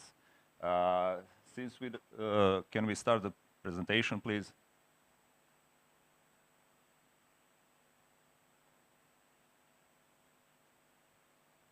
In the meantime, while we wait the presentation, I can tell you that about the space agency, I've been working with probably every industry that exists on this earth. So let's see how it goes further. Can we start? Yes? Okay, great. So for the first, I will start with the demonstration of the product. And I will roll around just to see that you are not on your mobile phones, that you are listening carefully. So what you see here is AI solution. We call it Finley. And it starts basically as every AI solution today with chatbot when you are conversating. But what is important today for AI solutions, that they can address the context, what you are talking about. They can feel and sense what would you like to address, what kind of issue. So this solution starts with simple introduction of who we are and what are we looking for. And this is an example for Croatian Supreme Court decisions, but it can be very well addressed to any other industry that has some legal business to do, that needs to provide from the complex data set simple information like Supreme Court decision. So you start asking the relevant questions, and the system should be context sensitive so that it can check, let's say, thousands of court decisions and provide you the right decision for this case. So how you can already see how it helps without necessary helpers for court decisions, so they are not reading thousands of documents searching for relevant information, so it's much easier on this sample, and it can be applied to any other, let's say, legal process in companies, in government, etc. So what we see here, first, they provide you advisory decision like bullets, but then you provide them a template of the document, and it creates you a finished document, let's say, for further procedure. And what is important, like here, you can see the exact name, the exact date, and things like that. These are one of the things that you have to be careful of when you are reading previous data. You should be aware what information not to use from previous documentation to create really useful outputs. And so, as I said, it can be addressed in various industry. We've done this project for internal acts, which are very common in any company, and for court decisions. So let's proceed furtherly. We will be talking, and we are already talking about unlocking AI potential. But I would like to start with 500 years old AI advisory. So the first one is actually about doing presentations. So the presentation shouldn't be boring, shouldn't repeat the things, and so on. And this is 500 years old advice. And this one is really important, I think, because we are now recreating the world. We are now really actually recreating the world, and we should do it carefully. And this advisor is your very, very famous person from Uzbekistan. I visited him yesterday, and I was really enlightened to do so. Why are we here? Well, the answer is really simple. We are here because there is a really good approach from the country. There is a clear road to digitalize everything, to automate everything, and to use AI to do so. So there is a strategy, there is a legal framework, there is a budget, and clear goals, and it was all approved by the president. So we have a top-down people involved to do the business. So we will talk about later about the strategy throughout the panel. What are the potentials? We already addressed many of them in a previous presentation and panel. But the question is, can we really transport anything through AI? We are almost, let's say, a step from autonomous cars, which will run. We already see many of electric vehicles here in Tashkent, and we can soon expect robot taxis to drive them. But still, you have to figure out that trains are still running with drivers, and what is easiest to implement AI and autonomous drive if not railways? But we still have the driver there. So can autonomous agents really handle every task? Perhaps, but is it good always to let the agent do all the job and without considering every consequence that might came out from doing everything autonomously? And at the last, let's talk about decisions. So it's really, as we spoke previously, and I show you a demonstration of Supreme Court decisions. It's good to use the AI tool to help us prepare the things, but the final decision should be led to the person. We don't want to put men in the jail because AI decided so. And so it's good to use the AI, but use the person for some final decisions. And that's why I think we need more people force to handle AI, to do their job, to do its job correctly. So there are multiple adoption drivers for AI. We already addressed them. So we all started with robotic process automation. It was done decades ago in several ways with different IT technologies, and AI solutions started decades ago as well. But we are doing it now with more excellence. What we achieve with this is that we can allocate resources for a variety of different tasks, not to do this repetitive, boring daily tasks, typing into Excel thousands of sheets and things like that. So we want to use our people brains smarter. And we mentioned previously, for example, this energy sector. So when you are dealing with such a large amount of data, you have prosumers, you have producers, you have consumers.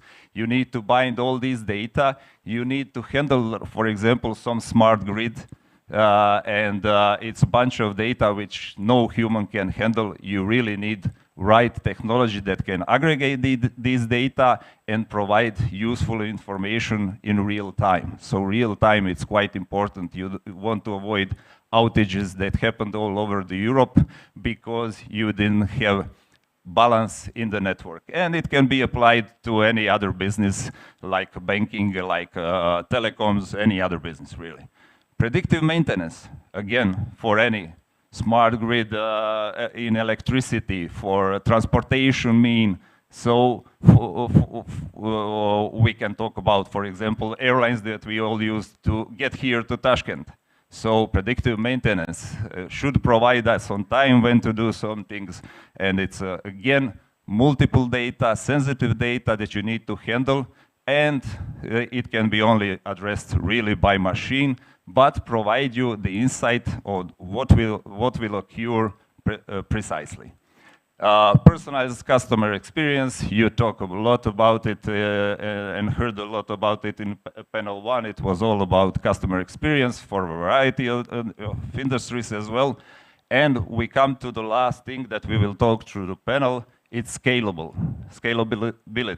So we have a strong demand of services in any industry sector. You have in airlines, airports to transport more and more passengers, through railways, through supply electricity, water, whatever. So to have adaptable solutions for that in AI, but as well in energy consumption, is crucial. So we have to drive these things in parallel to satisfy current requirements. About benefits, challenges, I will just run through it because I don't want to waste your time, and we should go to panel to address these things.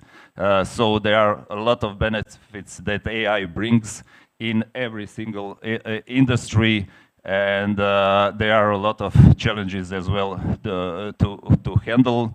And it's question of how we handle these, how do we address these things, how any country will be successful in AI adoption. So we should drive the benefits and let's say with the least effort handle the challenges and risks so that they don't come at the first place. So usually when you talk, let's say, with the old guys like I am now, you know, it's first we see the risk management and later then what to do next, you know. Can we keep this working right now? So let's give youngers a chance to do their envision and support them without risk management. So there are multiple AI common use cases. It's important that we started with conversational agents, but now we are digitalizing and automating processes below. So agents are not sufficient enough anymore. We need something that will happen after the first contact with the agent, whether it is internal or external contact to AI agent. And of course, I will go back with this AI-based software development. So we use it more and more, and it is really helping us. We are not firing because of it developers. We need more and more.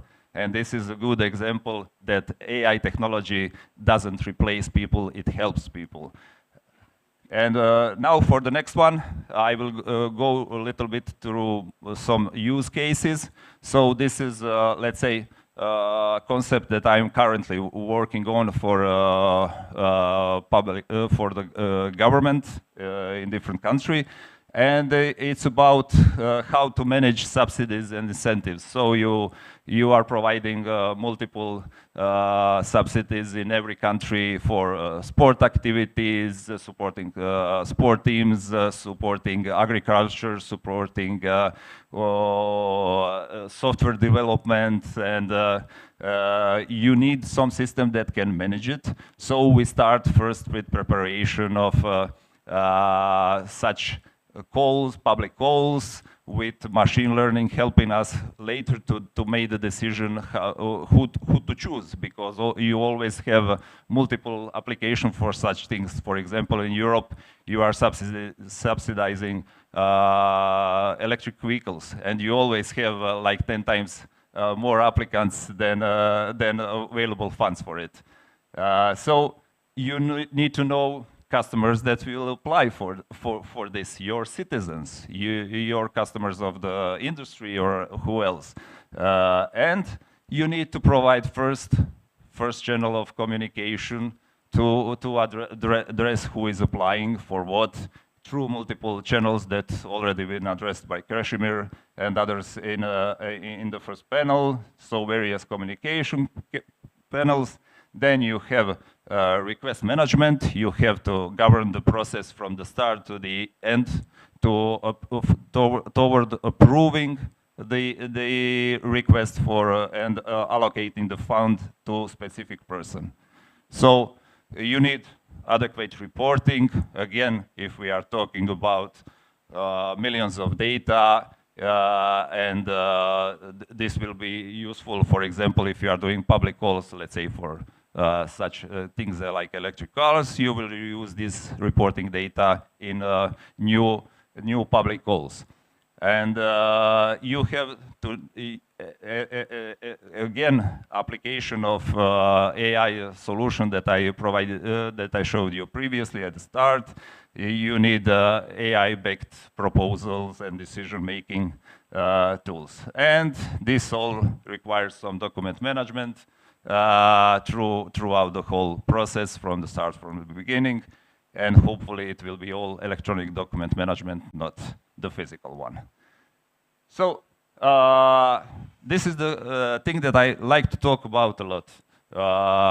When we see today's industries, we can see a lot of similarities. So it used to be like telecom started, you know, very competitive environment, and banking as well. And now you see it in Europe in energy sector, for example. You have multiple energy providers, distributors in gas, and all kind of industrial sectors. And they all have to handle similar challenges. So we already spoken, I'm addressing again to first panel, but it's all about, you know, digital first. And everyone wants to have a mobile application where they can handle their entire life. So we need to provide such experience, and this requires from the service providers to address complex operations. For example, Deputy Minister talked about SCADA, and you need such tools, you know, to provide the data for AI to handle every requirement we have in our daily life. So let's run further. There are multiple cases in each sector that we could talk about, and I will not go into deep because we don't have time today, but feel free to address me anytime later. So from digital onboarding to, let's say, service request, to establish the service for the client, or for service management, we want to use AI to contextually understand what we are requiring from the provider of the service, whether it is a government, whether it is a telecom, banking, or any other industrial sector. And that's about it for me. Mr. Vizal, could you please take your position and continue to address cybersecurity? Thank you very much. This is for this slide. Yeah. Okay. Thank you. Again, welcome. My name is Visal Ahmet Öztan from ASE. Just a few slides about the cybersecurity part. But first of all, I want to ask, what is risk? You know this story from the university. There was an examination. It was maybe the final exam of a class, and it was asking about what is risk. The question is only that question. It's 100 points. And one of the guys just replied this question by giving the empty paper to the teacher. This is the risk. Actually, good story. But the funny part of the story is second year, the same teacher, same professor maybe, is asking the same question to the class. What is risk? Just one question. And one of the guys who is smart, but I'm not sure smart enough, replying this exam again like that with the empty paper and saying that this is the risk. The first one, the first year, the guy got 100, which is top grade, but in the second year failed from the exam because the teacher said at that time, you cannot take the same risk twice. This was the funny part of the story. So for the organization, it was wonderful and fascinating that we have listened from the morning. Every organization has the data.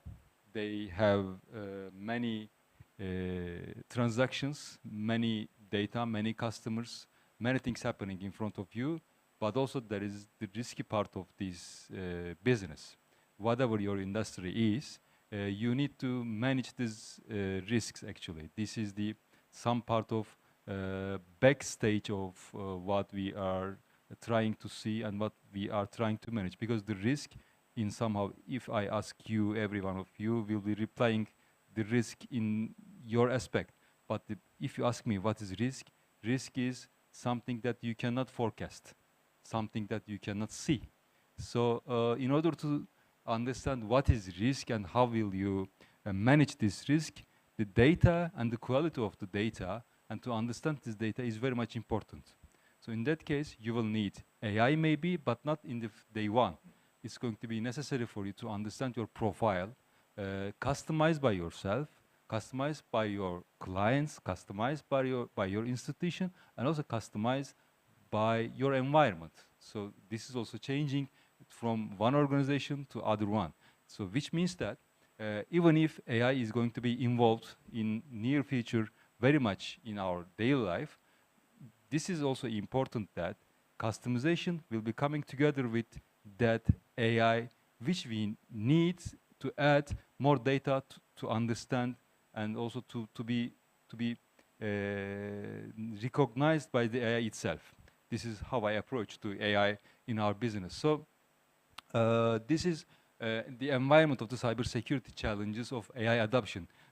Operational complexity is something else that we need to also measure the risks here. Also, the privacy and the regulatory compliance is also something that mandates are coming, but also the deadlines are very strict. This is something that we have to obey, we have to follow with maybe any other department of the organization. So the second part is coming with the challenges again. The rule-based logic with machine learning is also good to take the photos actually.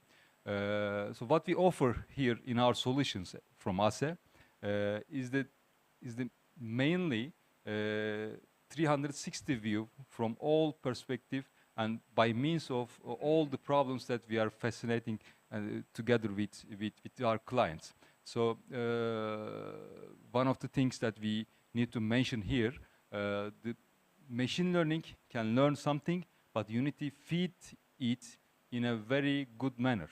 Otherwise, it will be giving you the false positive ratios, which you need to handle very much in your daily business with the things that you do not need to make corrections. So if you mark fraud, if you mark something bad or something, I mean, stealing from your let's say, treasury, then in that case, you will be misleading your team with something which is not dealing with your daily life. So this is also something very important. False positive ratios of our products and also our let's say environment is very low here, which means that your teams will be accurately dealing with what they need to deal actually. I think it's all done here. We can just skip. Please take over. Yes, just. Thank you. So, and that one. Yes. So, please. Yes, it makes it. Yes, thank you. So we are going now into the panel discussion. Before the panel discussion, I would like to just provide you one highlight, and this will be addressed furtherly by Mr. Sadulayev in his presentation, but I would like to emphasize this. This is why are we here again.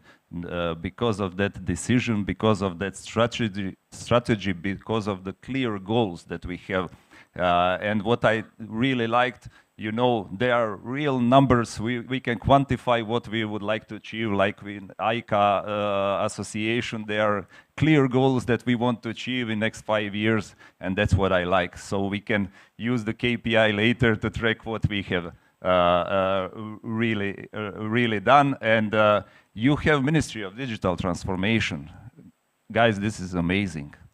And this means something that you are dedicated to digitalizing your society. So as well, you have Center for the Development of AI Technology to support AI as an initiative and other digital initiatives. But this is really important to emphasize. And the next one, I would like to do check marks. So you really done good job so far, and I look forward to see what you will done in advance. And the most important thing is regulatory framework. So you can see in Europe how it behaves, you can see in other countries, and it's important for regulatory framework to address the development well, but not to stop it. So we can see a lot of similarities between EU legislative and Uzbekistan legislative, but EU legislative is all about risk-based approach. And Uzbekistan is, I think, not to flatter you too much, but you are doing a good job and continue to do it, to push the development and not to prevent it. And there was a question, I think, from you regarding ISO certification. So yes, I look forward, and I think its strategy, if you see what Uzbekistan is doing, it's clearly that they want to produce AI force that can deliver services beyond the boundaries. And if you want to deliver your services to EU market, then you should address this certification that you thankfully mentioned in the first panel. So 42001. If you certified your company and your solution according to these three, then you can surely say, okay, we are regulatory okay to provide AI solution from Uzbekistan into any EU country. So now, thank you all. So I will quit this part and provide the stage to Mr. Sarvarbek Sadulaev to show his presentation. Thank you, Mr. Sadulaev. Thank you very much, Marin. Okay. Can we switch the presentation?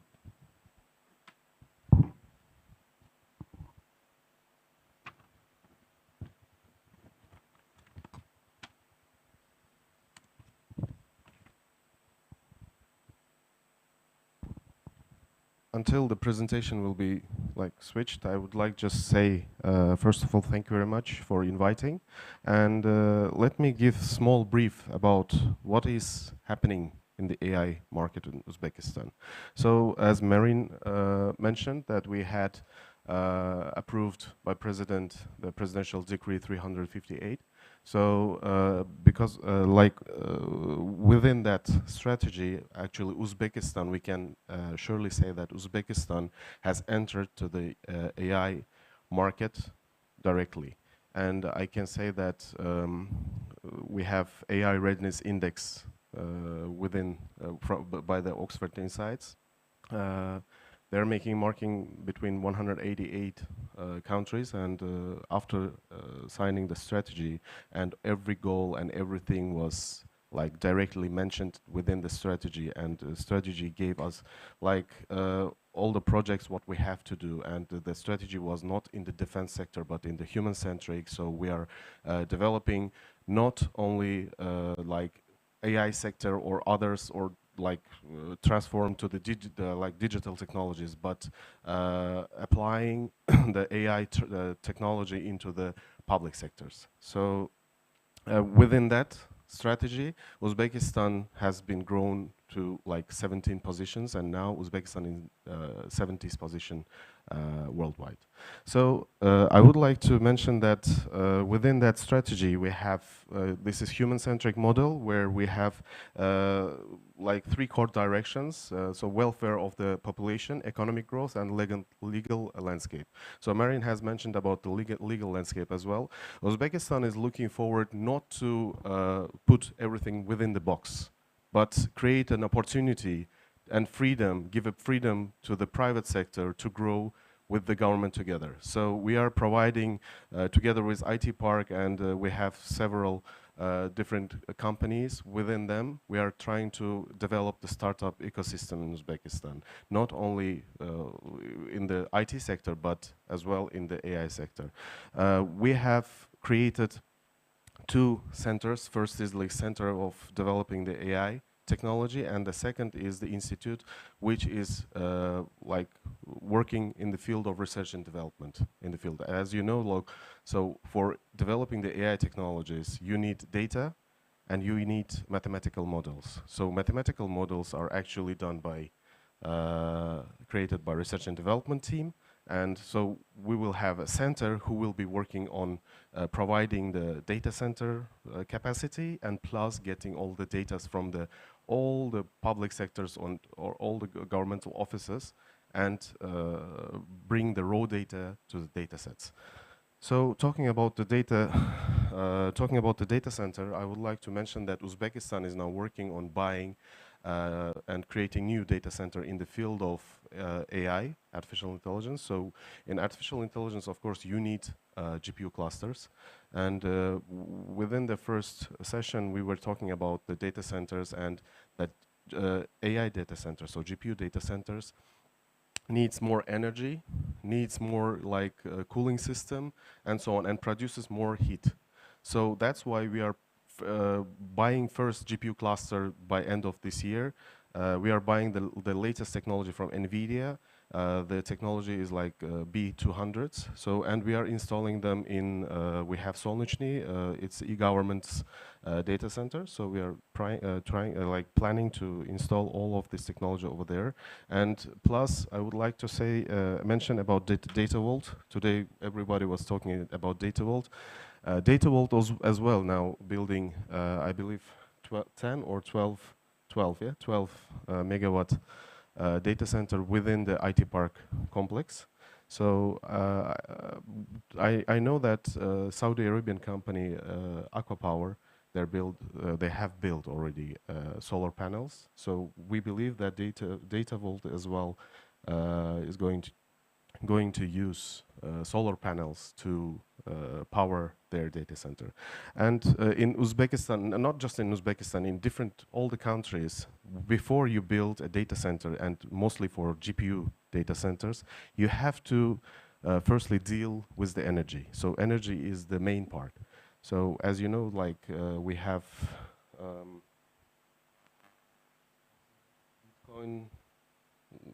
mining farms, mining farms. A lot of illegal mining farms who are actually using illegal energy from the government. In a lot of countries, we see the news. So that's why like GPU clusters need more energy, more power. So first thing, like every country should deal with the energy, and then plan to build data centers.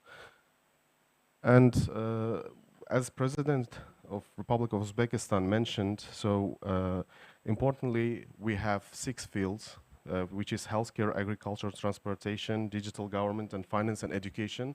In these fields, Uzbekistan is focusing to develop the AI technologies.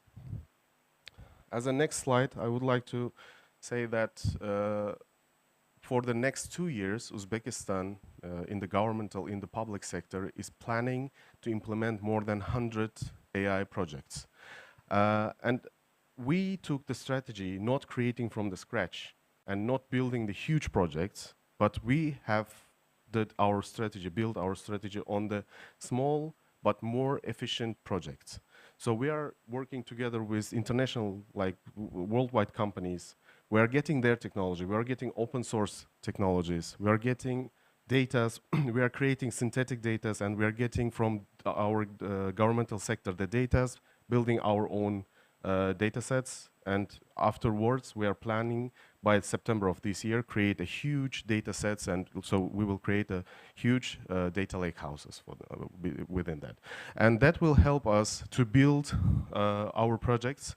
So we have 3 main directions. First is like large language models, where we will include the chatbots in the different fields. For example, now we already run the chatbots in the e-government sector. So if you go to the MyGov.uz, we have website, you can use our chatbot Muhlisa.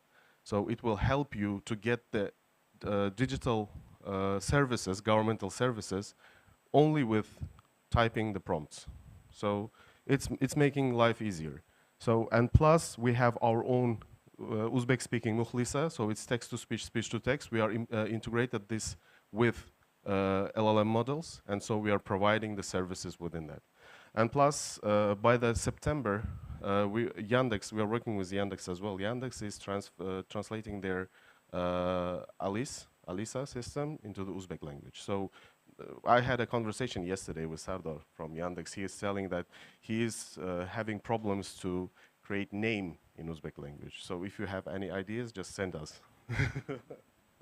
So second direction is actually computer vision. So when you think about AI, you think about Face ID systems, like you have smart cameras, like Safe City and so on. Trust me, in Uzbekistan, we already have a lot of cameras with AI integrated in it. So we are detecting all of this, like speedings and so on and so on. And plus now we are working on within the computer vision, we have USFACE system. So we are implementing this system into the parks, into the theaters. So we will be understanding who is actually visiting the parks. We have maybe like risk category people who are visiting the parks where we are sending our children. So this is what we will start to analyze as well. And plus, we have a Face ID system. So where we have implemented more than, I think, 50 banks in Uzbekistan, banking mobile systems and so on. So nowadays, with only your mobile phone, you can get banking services without any problem. You don't need to take your passport, go to offline office or something like this. You only need to verify yourself with your mobile cameras within that system, and you will get credits. You can open deposit and so on. And plus, in the mobile technology as well. So before, you used to go to the mobile company with your passport, getting these physical SIM cards. Now we have OK company, and we have humans, and Uzmobile actually providing the service using this Face ID system, providing you a SIM card, digital SIM card, like eSIM card, without any problems. Okay, so one more thing is an interesting project. We have to identify a person. First, we had fingerprints. Second, we had Face ID. And third, now we're already having a Palm ID. So Palm ID is a new technology with more security to identify a person. It's scanning your palm, but not only palm, it's scanning your veins inside your palm. And within that, it can identify you. Nowadays, we are using palm identification system in all the stations of Uzbekistan Metro, within the IT Park complex, in any cafe or somewhere if you go, you can register your palm, integrate that with your card, and make all the payments within the IT Park complex with your palm. And we are planning to export this decision, this solution, to United Arab Emirates, into the Dubai transport system. So we are already working on that as well. So last direction is analysis. In the analysis, so we are already working on creating a model where we will determine and forecast the electricity supply. And plus, we can detect natural gas leaks. So this is the third field what we are working. We already have done forecasting on the weather. So we run that project like 3 or 4 months ago. So it's working correctly, and it's forecasting actually like 95% correctly. I'll just miss that presentation slide. And so the last one I would like to say about, I have mentioned that we have Government AI Readiness Index by Oxford Insights. Uzbekistan was in 2024. Uzbekistan was in 87th position. Now Uzbekistan became, after the signing the strategy, into the 70th position. And we are working on that more. And we believe that by 2030, we'll become a top 50 countries in Uzbekistan in developing and implementing the AI technologies. And plus, I would like to mention that we have put in front of us some goals, which Marin has as well mentioned about them. But the most of the important is export of the AI solutions and AI services into different countries. So we are planning by 2030, $1.5 billion only in the sector of AI. So, and plus we are planned to create more than 100,000 workspaces in Uzbekistan. So that's mostly everything what I wanted to talk about. We are looking forward to Palpay in Croatia, right? We can talk about that later. Thank you very much.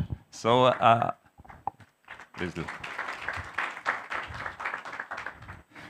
I would like to call my panelists. Please, Mr. Sadulayev, take your seat in the middle. And I would like to call Vizal, please. And Mr. Mamurov, sorry, please take your seat. Mr. Nuridin Lafizov. Okay, and can you confirm me that we have Mr. Diakonov from Click available online? Great. Okay. Thank you, gentlemen. And one thing that I would like to address from the previous discussion, and that is, again, megawatts and gigawatts. So, as I told you, I worked with many sectors, like energy sector as well. And you mentioned something about 12 megawatts that will be required for this data center that you are looking every day. So when you see those windmills, when you see the wind energy production, just to provide you visually, each one of them started with producing 2 megawatts, and now they are rising toward 8, 10, 12 megawatts. So 1 or 2 of them can satisfy one data center. So that's how renewable energy is important. Okay, gentlemen, now let's firstly address some government questions, and you already provided a lot of fruitful information.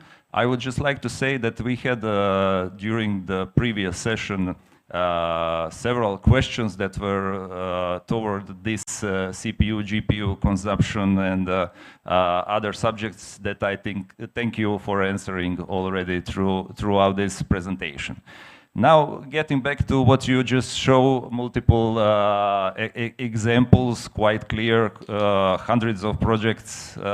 Could you please provide Mr. Sadulayev information how effectively are AI applications in the public sector addressing citizen needs? So we saw example like Mukhlisa, Assistant US Face. How are they addressing these citizen needs?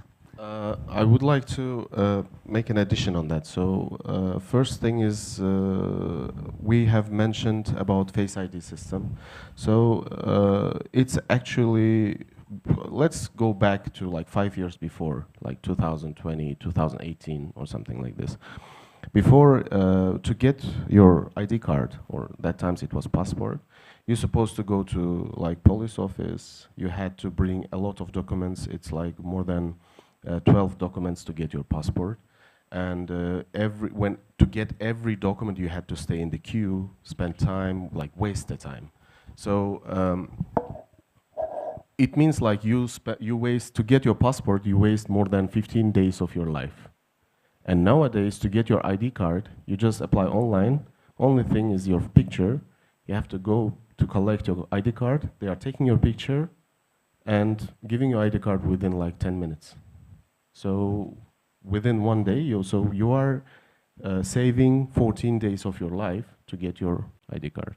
So this Have you already translated this into passports, driver's licenses? Yes, yes, everything. Oh, yes. For example, now ID cards. Even one more interesting thing is now we always like take our ID cards with us every day, because you can use your ID card as a driving license and to identify yourself in the banks or something like this. But starting from June this year, you only need a mobile application to identify yourself. Even if you go to the banks, if the police stops you or something like this, you just open the MyGo-Uz or Soluk, two applications, and show your ID card or passport or whatever you have there more. So it will identify yourself as a citizen of Uzbekistan. So that's even more comfortable now. Great. Combining this to boarding pass electronically, this makes it easier to travel in Central Asia or whatever, wherever. So the other topic that I would like to address is a social consequence. So there are always privacy concerns, job displacements we already talked about. How could Uzbekistan's rapid AI development influence this? As a AI representative, I always hear from the people, that's the only question, like, is AI going to take our jobs? So that's a great question, and the answer is no, because as you mentioned in your presentation as well, AI is actually assistant. AI can make decisions, but we are not able to rely on the decision of the AI totally. So I would say it's in different ways. So a person who can handle AI or who can work with AI is going to take the job from the person who doesn't. So like we required 20 years ago to work with computer, right? Yes, it's it's the same thing. Okay, Mr. Mamurov, now let's hear something about your association. So it's AI Central Asia Association. Does the microphone works? Okay. So, like the government, you set as well ambitious goals for your association to achieve in upcoming years. Could you please elaborate more about role and structure of your organization? Not sure that everyone is familiar here with what you do and what you are trying to achieve. Mm-hmm. Thank you very much. First of all, thank you for the invitation and the organization of this event. My name is Jasperbek Mamurov, and I'm from the Central Asian Association for Artificial Intelligence, that is shortly ICA, it's spelled ICA, pronounced. And I'm from the project office. The project office mostly refers to the projects related to AI that are related to the government sectors and the private sectors that are being realized in our country. When it comes to the association itself, let's be simple a little bit. What does the association, the word mean? It's a kind of a unification of something. It's a kind of body that unites the other organizations. And the role of the association is in this way too. It's not only related to Uzbekistan or the other countries, but the Central Asia as a whole. It unites the organizations from those countries so that those organizations can adapt, or they can just scale to other countries easily. And it is one of the main roles and main aims of the association itself. And when we go to the little deeper, association has four handles of the door that open what things. That's working with the residents that are not related to Uzbekistan too, that can be related to other countries too, so that they can scale and they can learn the experience of other countries that are located in Central Asia. It's the first thing. Second thing, it's the popularization of AI itself.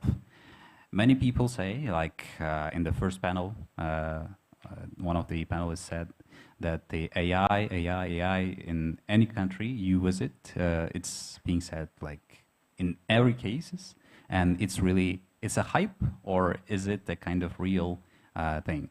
That's why, in order to follow the trends in our country, we are looking into the education side too, and we are looking to integrate that education to the not only the citizens, but the kind of government executives and so on. Like, for example, I can give that example that we are planning to start the work with the Ministry of Digital Technologies so that we can just educate the central bank, can we say that the executives and the workers there, so that they are not creating their own models or something else that's not complex a lot. Like, they are getting the base information about AI. So what is it and what kind of prompts? Like, for example, many people know ChatGPT. What about the prompting? Like, what about the exact and right questions to ask from. It's more related to critical thinking, but the information that you got from the base, it helps a lot. And the third thing is more related to the popularization and the education. And at the end, it's like we can say the fourth and most important thing that covers it all. It's implementing and integrating to 12 sectors of Uzbekistan and to other countries too. The AI in ministries, starting from, we can say, from Ministry of Finances and Digital Technologies and so on, that can be related to even criminology and so on too, that they are interested in this sphere. So that ICA operates in this way. Briefly, I can say that the team in ICA is not deeply involved in one project. It's not involved in coding or creating advanced AI models or so on. They are working with those who do this. They are gathering them and they are providing opportunities to implement and integrate these solutions to different sectors of countries. Maybe I could address how this is important on the boundary example. If you have one side of the boundary digitalized and the other one not digitalized, how the transport of goods will flow. So the other topic that I would like to address, how do you mean to achieve all the goals that you have set? This will be same address to Mr. Sadulayev later. It's about, you know, building human resources, and the other goals that you have set up are pretty high. What are the preconditions for here? Do you have them, and what do you plan to do? Let's take it in this way. Before going deep to the preconditions and aims of the association, we can say that the countries that are around us, let's not take the countries in Europe or United States like America or so on, let's take our neighborhood, Central Asian countries, and we can say from different experiences and different events that they are open to work together in this thing, and it gives a lot of motivation to work not alone, but together with other countries, so that as a group, as a whole, we can, in Uzbek language, we have a lot of phrases, as I've told you, like from one mind is great, but if you have more than one, that's awesome. That's why working as a group... Sounds like Alisher in a way, it's philosophy, right? Yeah, that's why it is most important, and I think that when it comes to the aims, it's more related to those four handles that I mentioned earlier. That is related to education. It's the first thing. That is the base of the development, because everything starts from the education, basically. And popularizing this AI. What does it mean in countries? And also it's related to working with the kind of companies, private companies, to bring more GR, which is the government relations, to their company, so that they can implement, they can help to implement this AI solutions to the government. It's more related to that. And it is, as we can notice from this governmental initiatives, it's planned to the till 2030. And we are moving in this direction, and we are happy that the others too, they are proactive and they are supporting us in this way. Thank you. Mr. Sadulayev, now talking about AI capacities, human resources, which are crucial preconditions. You have a rapid AI development. We saw 20 more projects already done, hundreds to go on. So human capacities are recognized as one of the main pillars of the strategy. So how sustainable is current development of AI and without increased investment in local talent and R&D? How do you plan to address this? Actually, Uzbekistan, starting from 2018, I believe, started to open IT universities. I would say like private IT universities.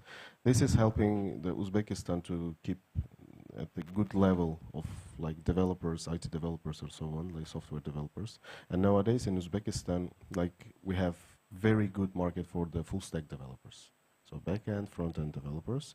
And first thing is biggest companies in Uzbekistan, biggest IT companies in Uzbekistan already started to transfer their software developers into the AI developers. Because within the help of the AI, large language models and so on, you have special large language models who can create for you a code, like for backend and front end as well. So you need, in this position, you need good engineers, software engineers. So who will be able to, using that large language model, create a code and use that code bring into the production. And plus, Uzbekistan is now had a huge issue with like old generation and so on to use the mobile phones, to use all of these proactive services and so on. So we had to run project together with United Arab Emirates, 1 million coders. And plus we started to teach all the governmental officers, all the school teachers and so on to using the computer technology, using the mobile technology and so on. And within the 1 million coders, we already did teach more than 1.5 million youth for coding. And now, together with United Arab Emirates, we are running project 1 million prompters. And that is not for only youth, that is for elder generation as well. So we have already run, created like special platform where you will have free online courses, and you can register, go through that course. It's very easy. It's very I'm not saying game-based, but it's interesting. We can run through that. We have their program. We have our own program. Now we are getting from NVIDIA, from Meta, and we are working with AICA together as well to get this program, their program as well. So we have created kind of marketplace for education program. And plus, within 2 or 3 years, we're planning to actually reach that goal of million prompters. That will help us to bring the AI technologies easier, like implementation within the country and nation. And we are planning to teach more than 6,000 governmental workers for AI prompting, AI coding, and so on. And actually, what is AI? So, because you have recognized data as crucial cornerstone of and the biggest AI problem, production. biggest threat is actually a lot of governmental sectors who has not developed very good like digital platforms. They have very bad quality data.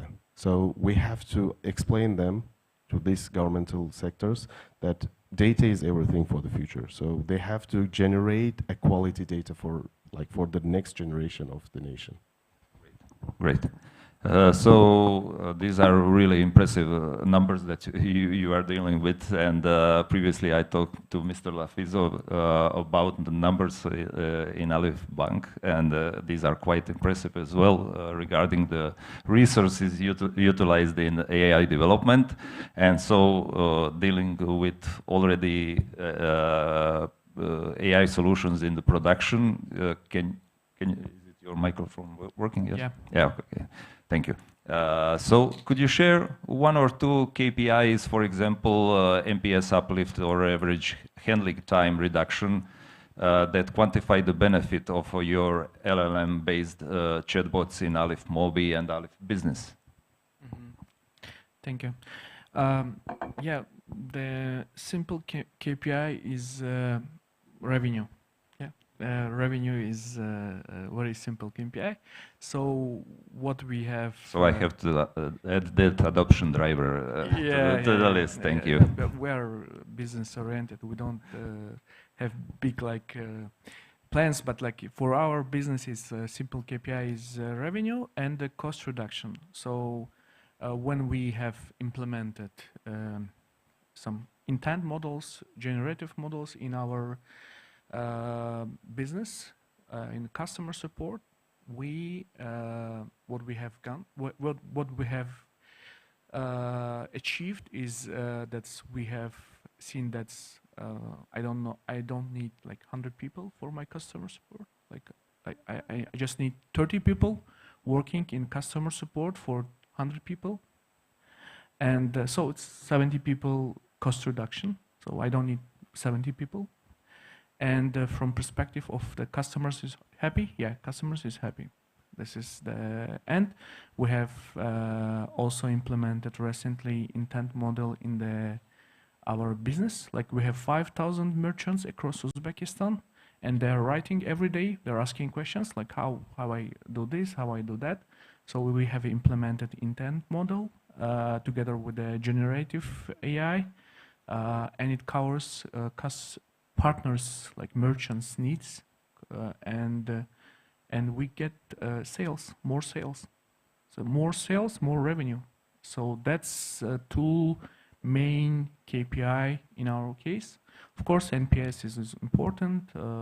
That's we check the quality of the service, but from the perspective of our business, the main KPI is revenue and costs.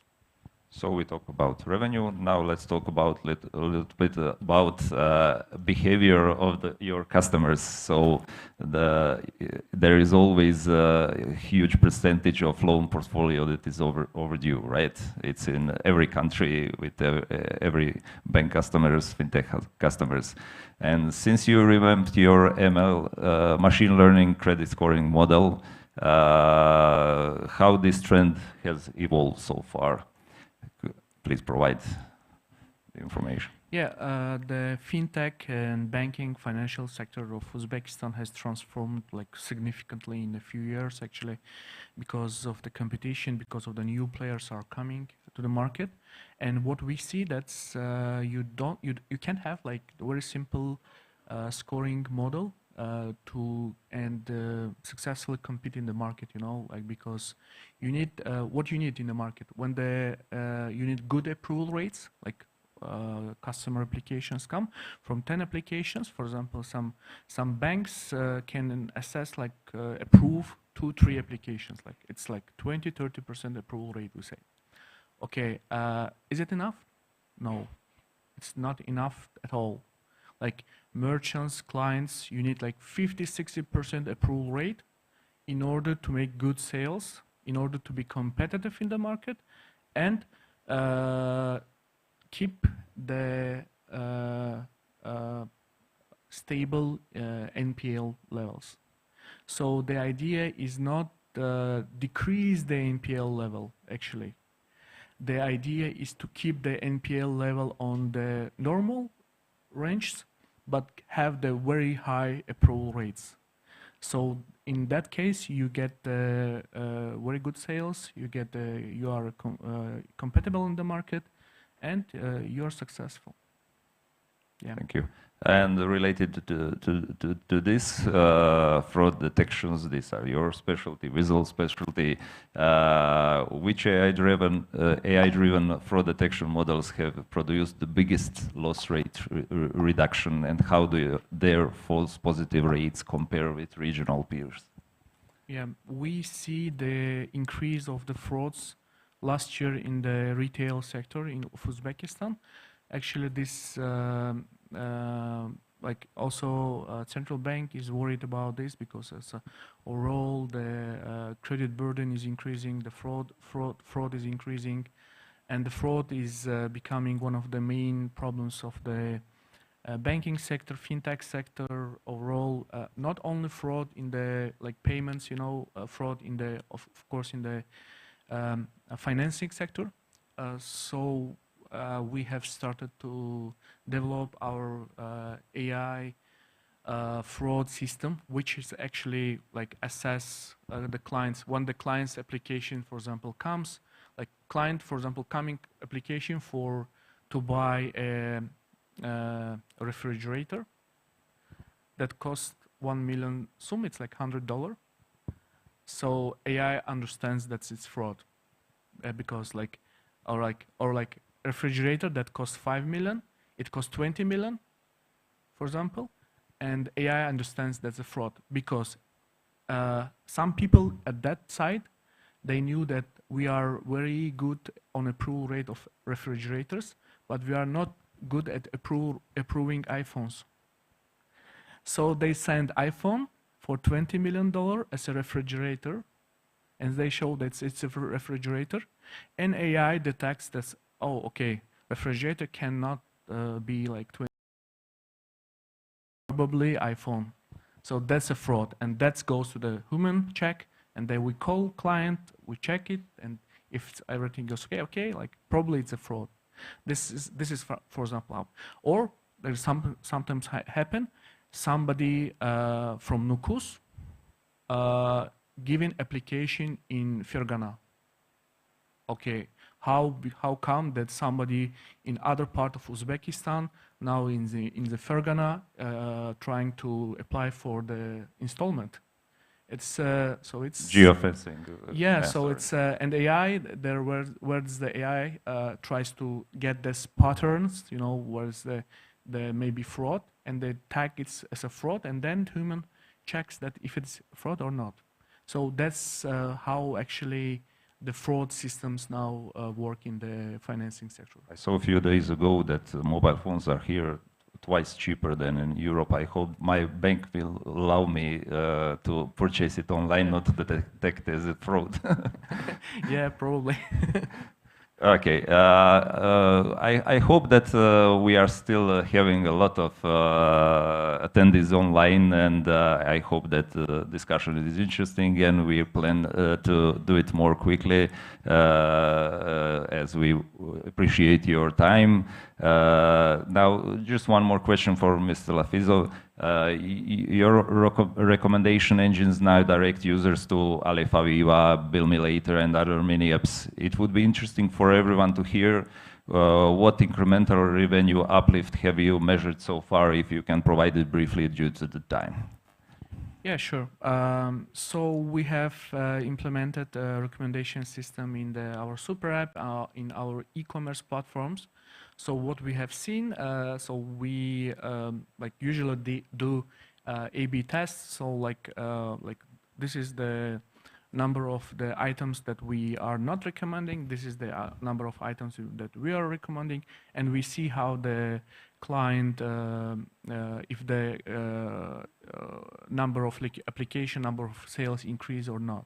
So we see that's about up to 20% increase in sales when we start to recommend the things that we think that that kind of the client need now.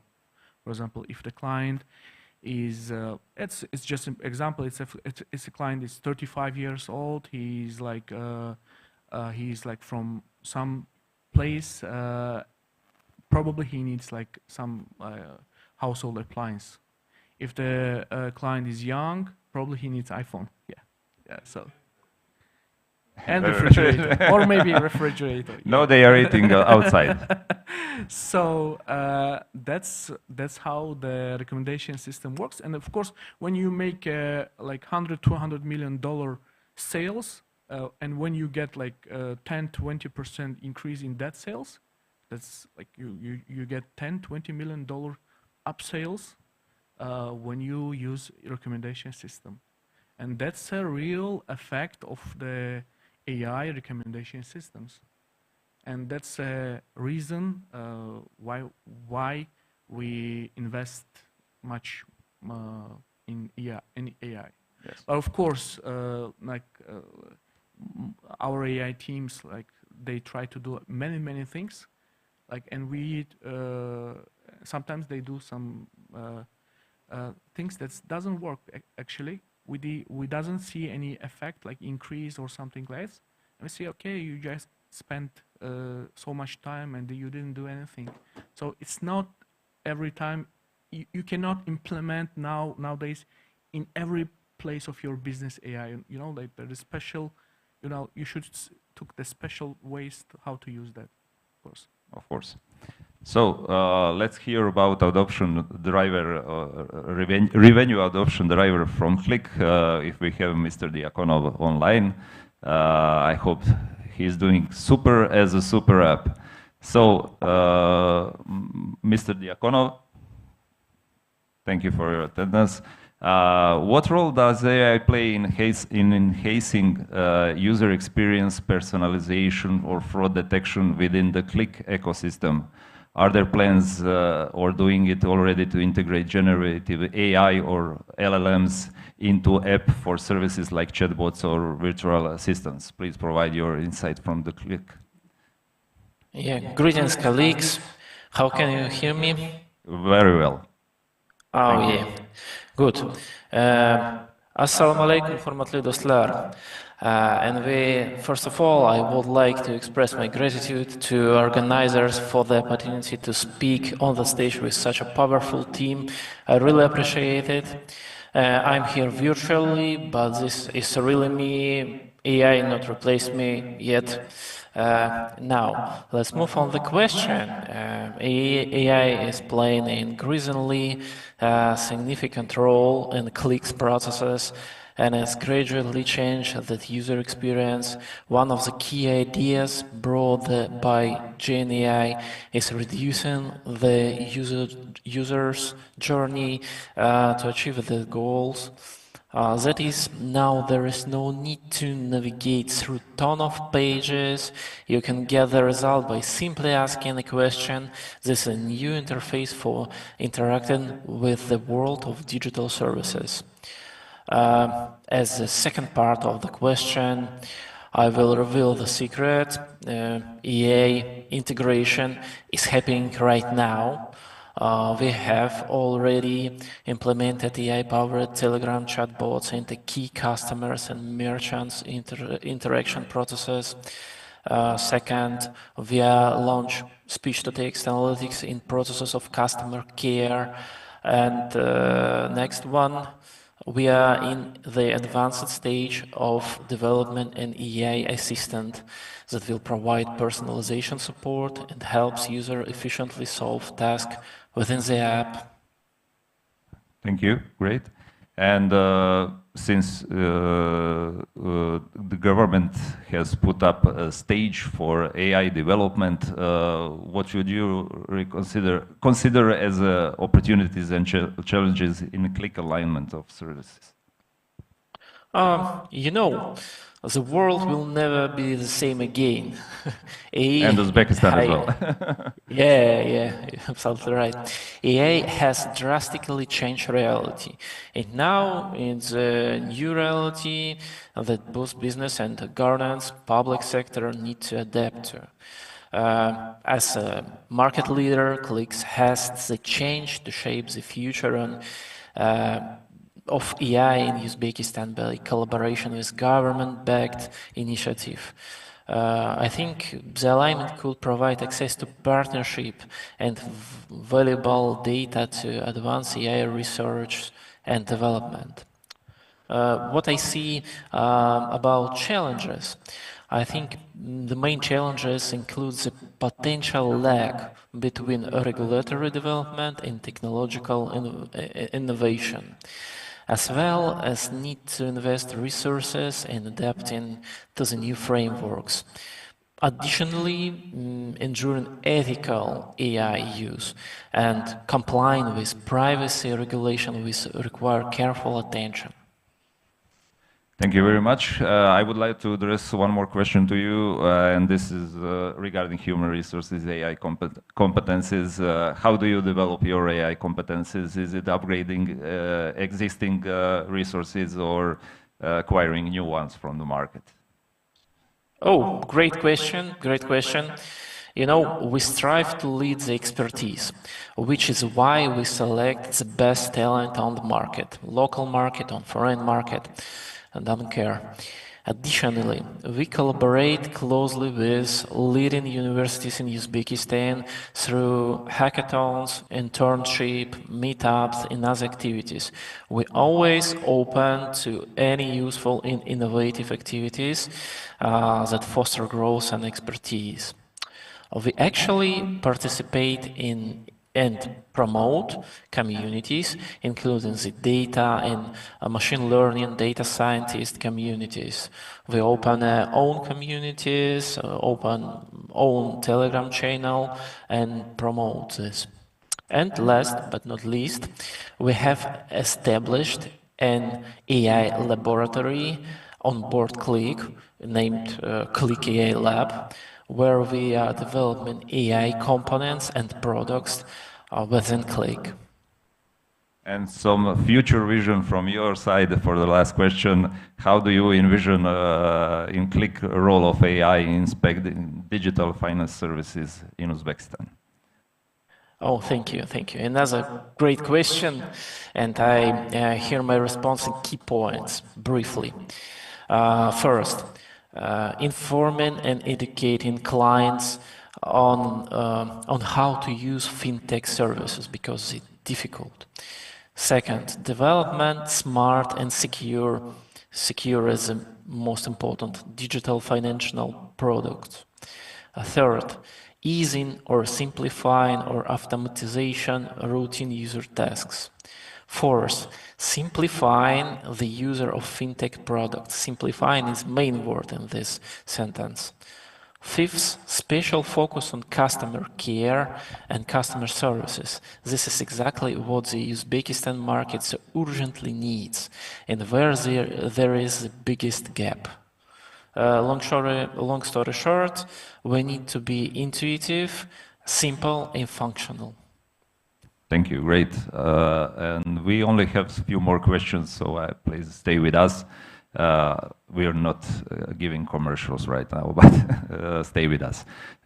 So the next question is to my colleague Weasel. So from the perspective of another AI solution provider, what do you see as a major challenges, risks for companies planning AI implementation, especially in finance sector that you are dealing mostly? And what would you recommend as the best approach for a security sustainable application of AI? Thank you very much. Great question, Roman. Huh? I agree. It was, how can I start? We were discussing about the megawatts and then that we cannot understand gigawatts for the sizing actually.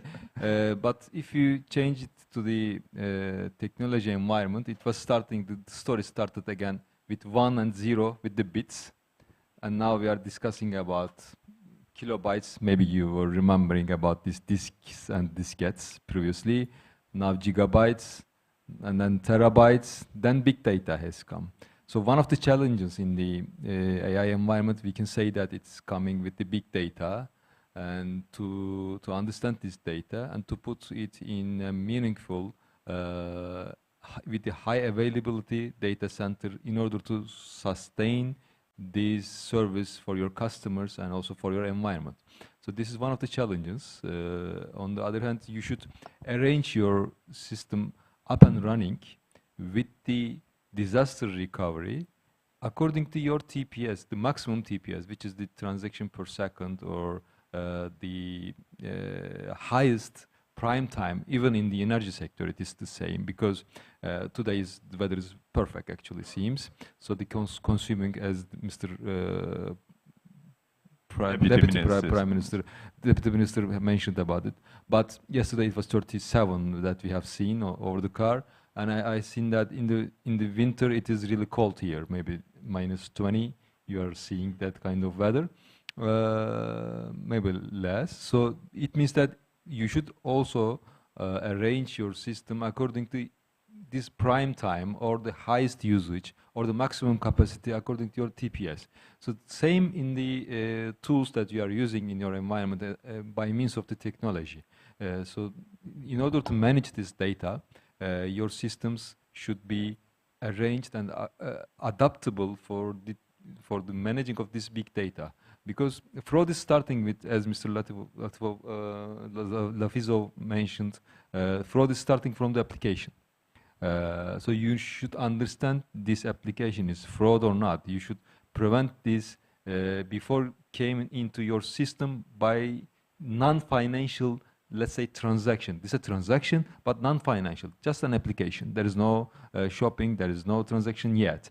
But you can understand because of the passport, because of the ID, because of the behavior analytics of the customer, it is coming with help of the AI. But in order to create this meaningful data, you should need your fraud experts to analyze this, to hold it in one hand. So I can say that, okay, revenue is the main KPI for everybody, but what you put here is not an investment. Because it is the risky area, then you don't know what to lose on the other hand. So this is not an investment, this is like an insurance for your environment to put this technology to prevent your organization, your transactions, your security of your customers, to secure your main KPI, which is the revenue. And the third one that I can help here for the main obstacles or the main drive that you need to manage is the sustainable support of your vendor. Because, okay, somehow you can go launch with the production, with a good product, with a good solution. But the time is changing, of course. We are speaking from more than 3 hours maybe today. So you will need new adoption, new integrations, new channels to adapt your system. So which is critical here is a round-the-clock customer support of you provide to your client, and also you will need to have this support from your vendors as well, which is also very critical point. If I may just supplement yeah, one thing, because it's important.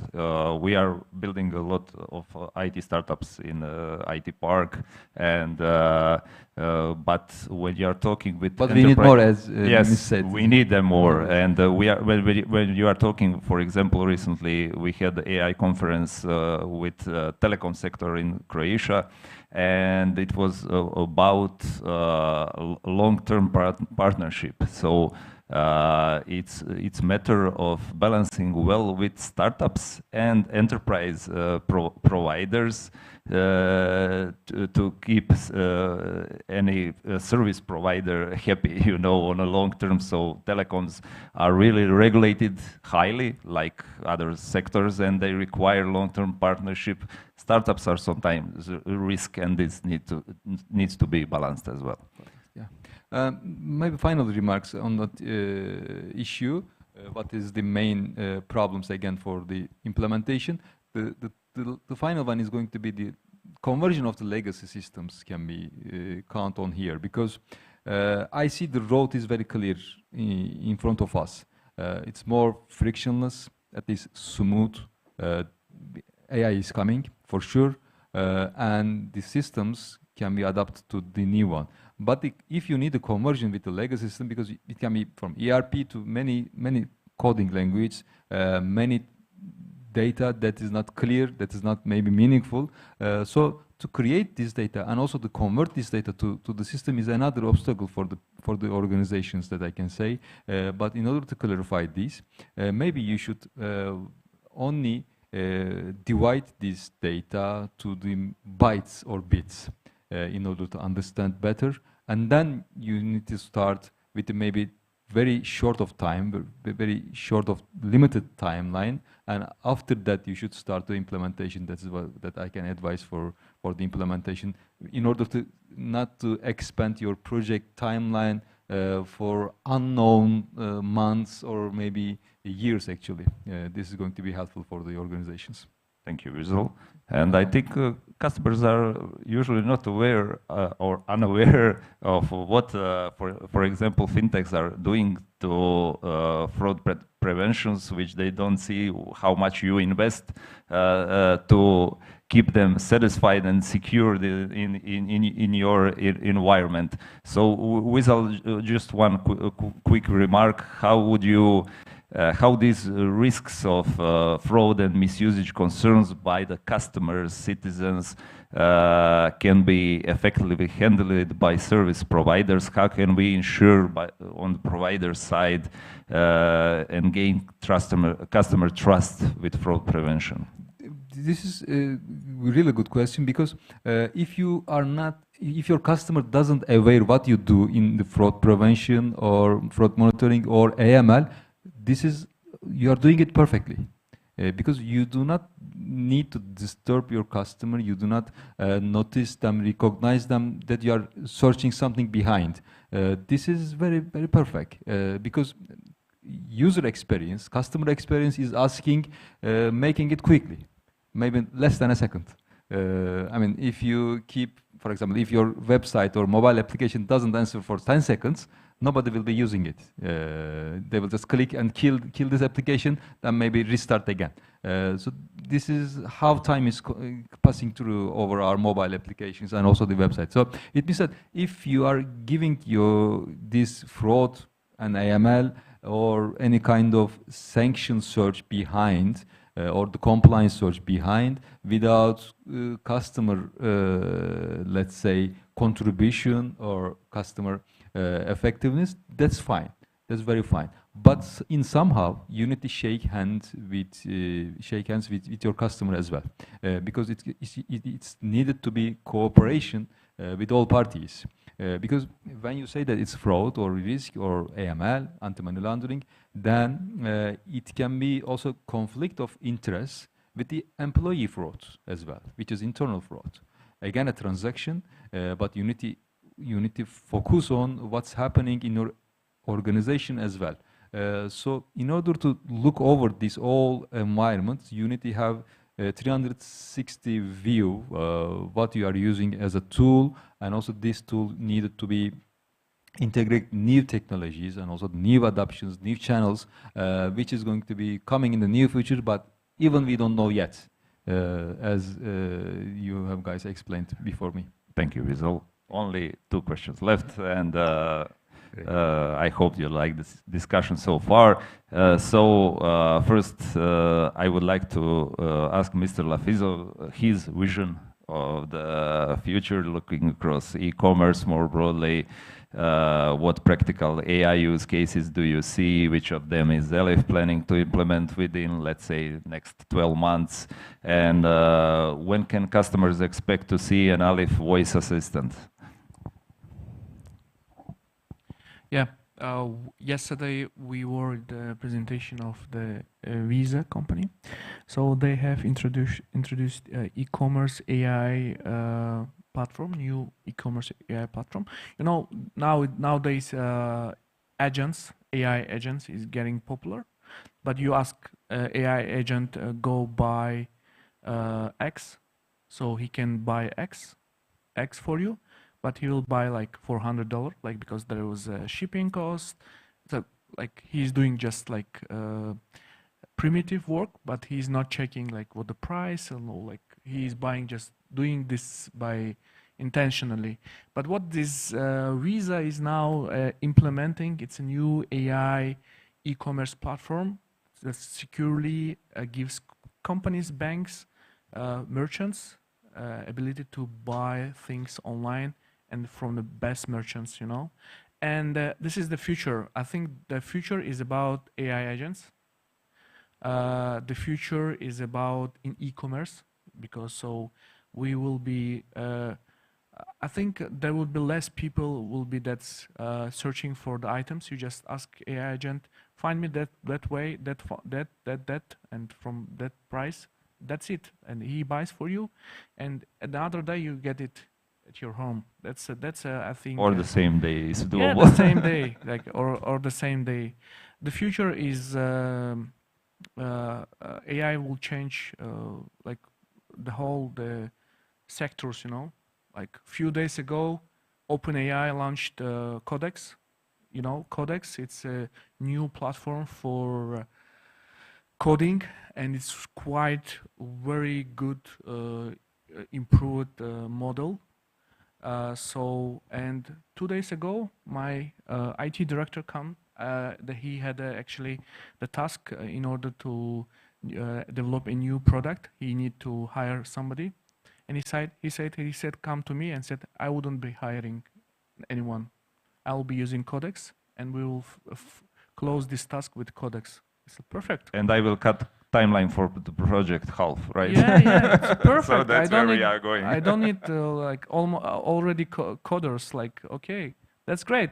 And you know, NVIDIA, big companies, and already stopped their recruiting for IT developers, because they are reassessing the market, because you don't need too much people now already. And that's actually the futures. And AI voice assistants, we are working with that. We are working with Yandex as well. We have helped them to develop a good Uzbek language model. So we have given them our voice calls in order to teach their models. And together we are working for the now on the in our case it's called Gulchat AI. So Gulchat now it's a chatbot, but in a few days I it think starts to I call. read somewhere that it is a female name, right? Origins. Yeah, it's a female name of our chatbot, of AI system. Now it's only can chat with clients, but like I think in 2-3 months it will be start to calling and talking to them. Yeah, it's Great, thank you. And the last question, it refers to legal framework. I think we have guys from Dentons and others that are always interesting in such questions, but as well foreign providers of the services. So you would like, as let's say, government to establish more international cooperation for foreign tech companies. It's always about legal framework, you know, when entering new markets, developing the business. And what would you say as encouragement, Mr. Mamurov, and please, Mr. Sadule, please supplement if needed. What would you say as encouragement for foreign companies, as advice to attract them to provide AI solutions and establish subsidies in Uzbekistan? Mm-hmm. Let me start a discussion then. Well, when we take the Uzbek market, first of all, let's look at that on the coin base and that kind of things. There is one important thing is that Uzbek market is really big and it's growing already. And one example can be like that, let's not take the AI related projects, but the IT projects only.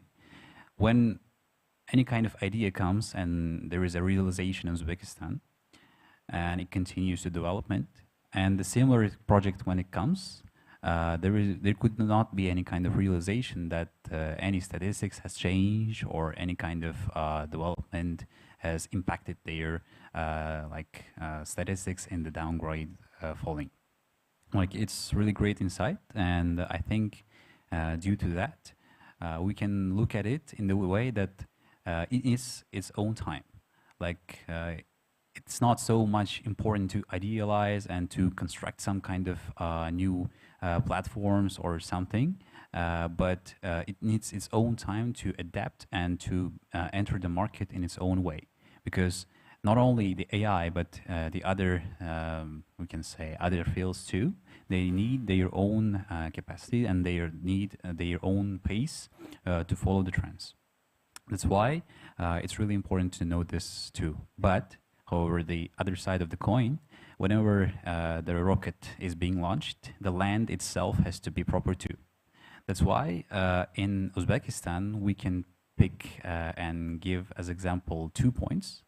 First of all, it is the infrastructure for the companies. Whenever any company comes that can be related to AI or something, any company, it needs its own infrastructure so that the company that is coming feels itself and its operational kind of operational activities. We need Suez and Veolia to solve the energy heating waste and things like that. It should be. It could be related to the base needs too, and it could be related to advanced levels too.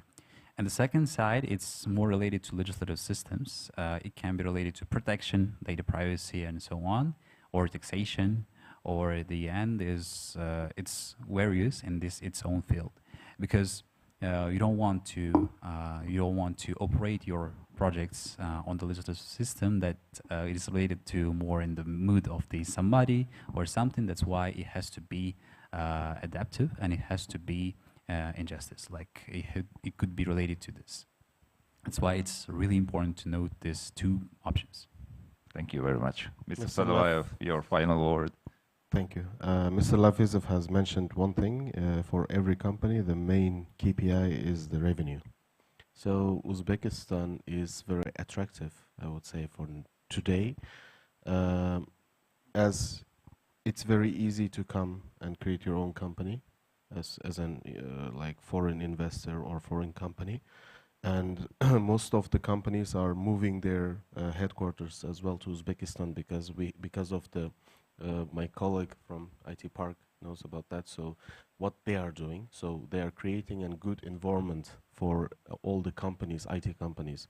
So we have zero taxation, you have zero risk program, even for 1 year, for example. If you're a small company or even big company, it doesn't matter. If you come to Uzbekistan, you will have 1 year with free office, free environment, free even computers and like devices. So IT Park is giving to your company all the possibilities, so you are not losing anything at least. So you're coming, you're creating your business, you're trying. As soon as you're successful, you're staying. If you're not successful, you're not losing anything. So this is a good motivation for the companies, and plus, because of the zero taxation, it will be very good beneficial. I mean, like when you're doing the benefits and from what are you doing.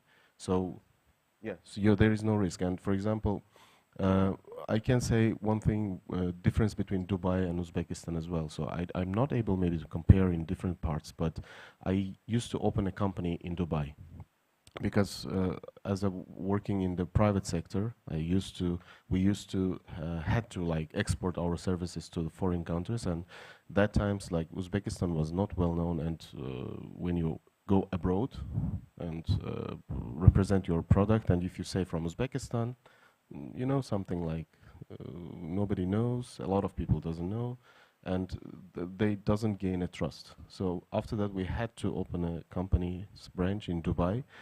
The hardest part was like opening a company, and even harder part was the closing the company. So it took for me like more than 3 months to open a company, and I had to pay huge amount of the money if I needed to run my company in free zones.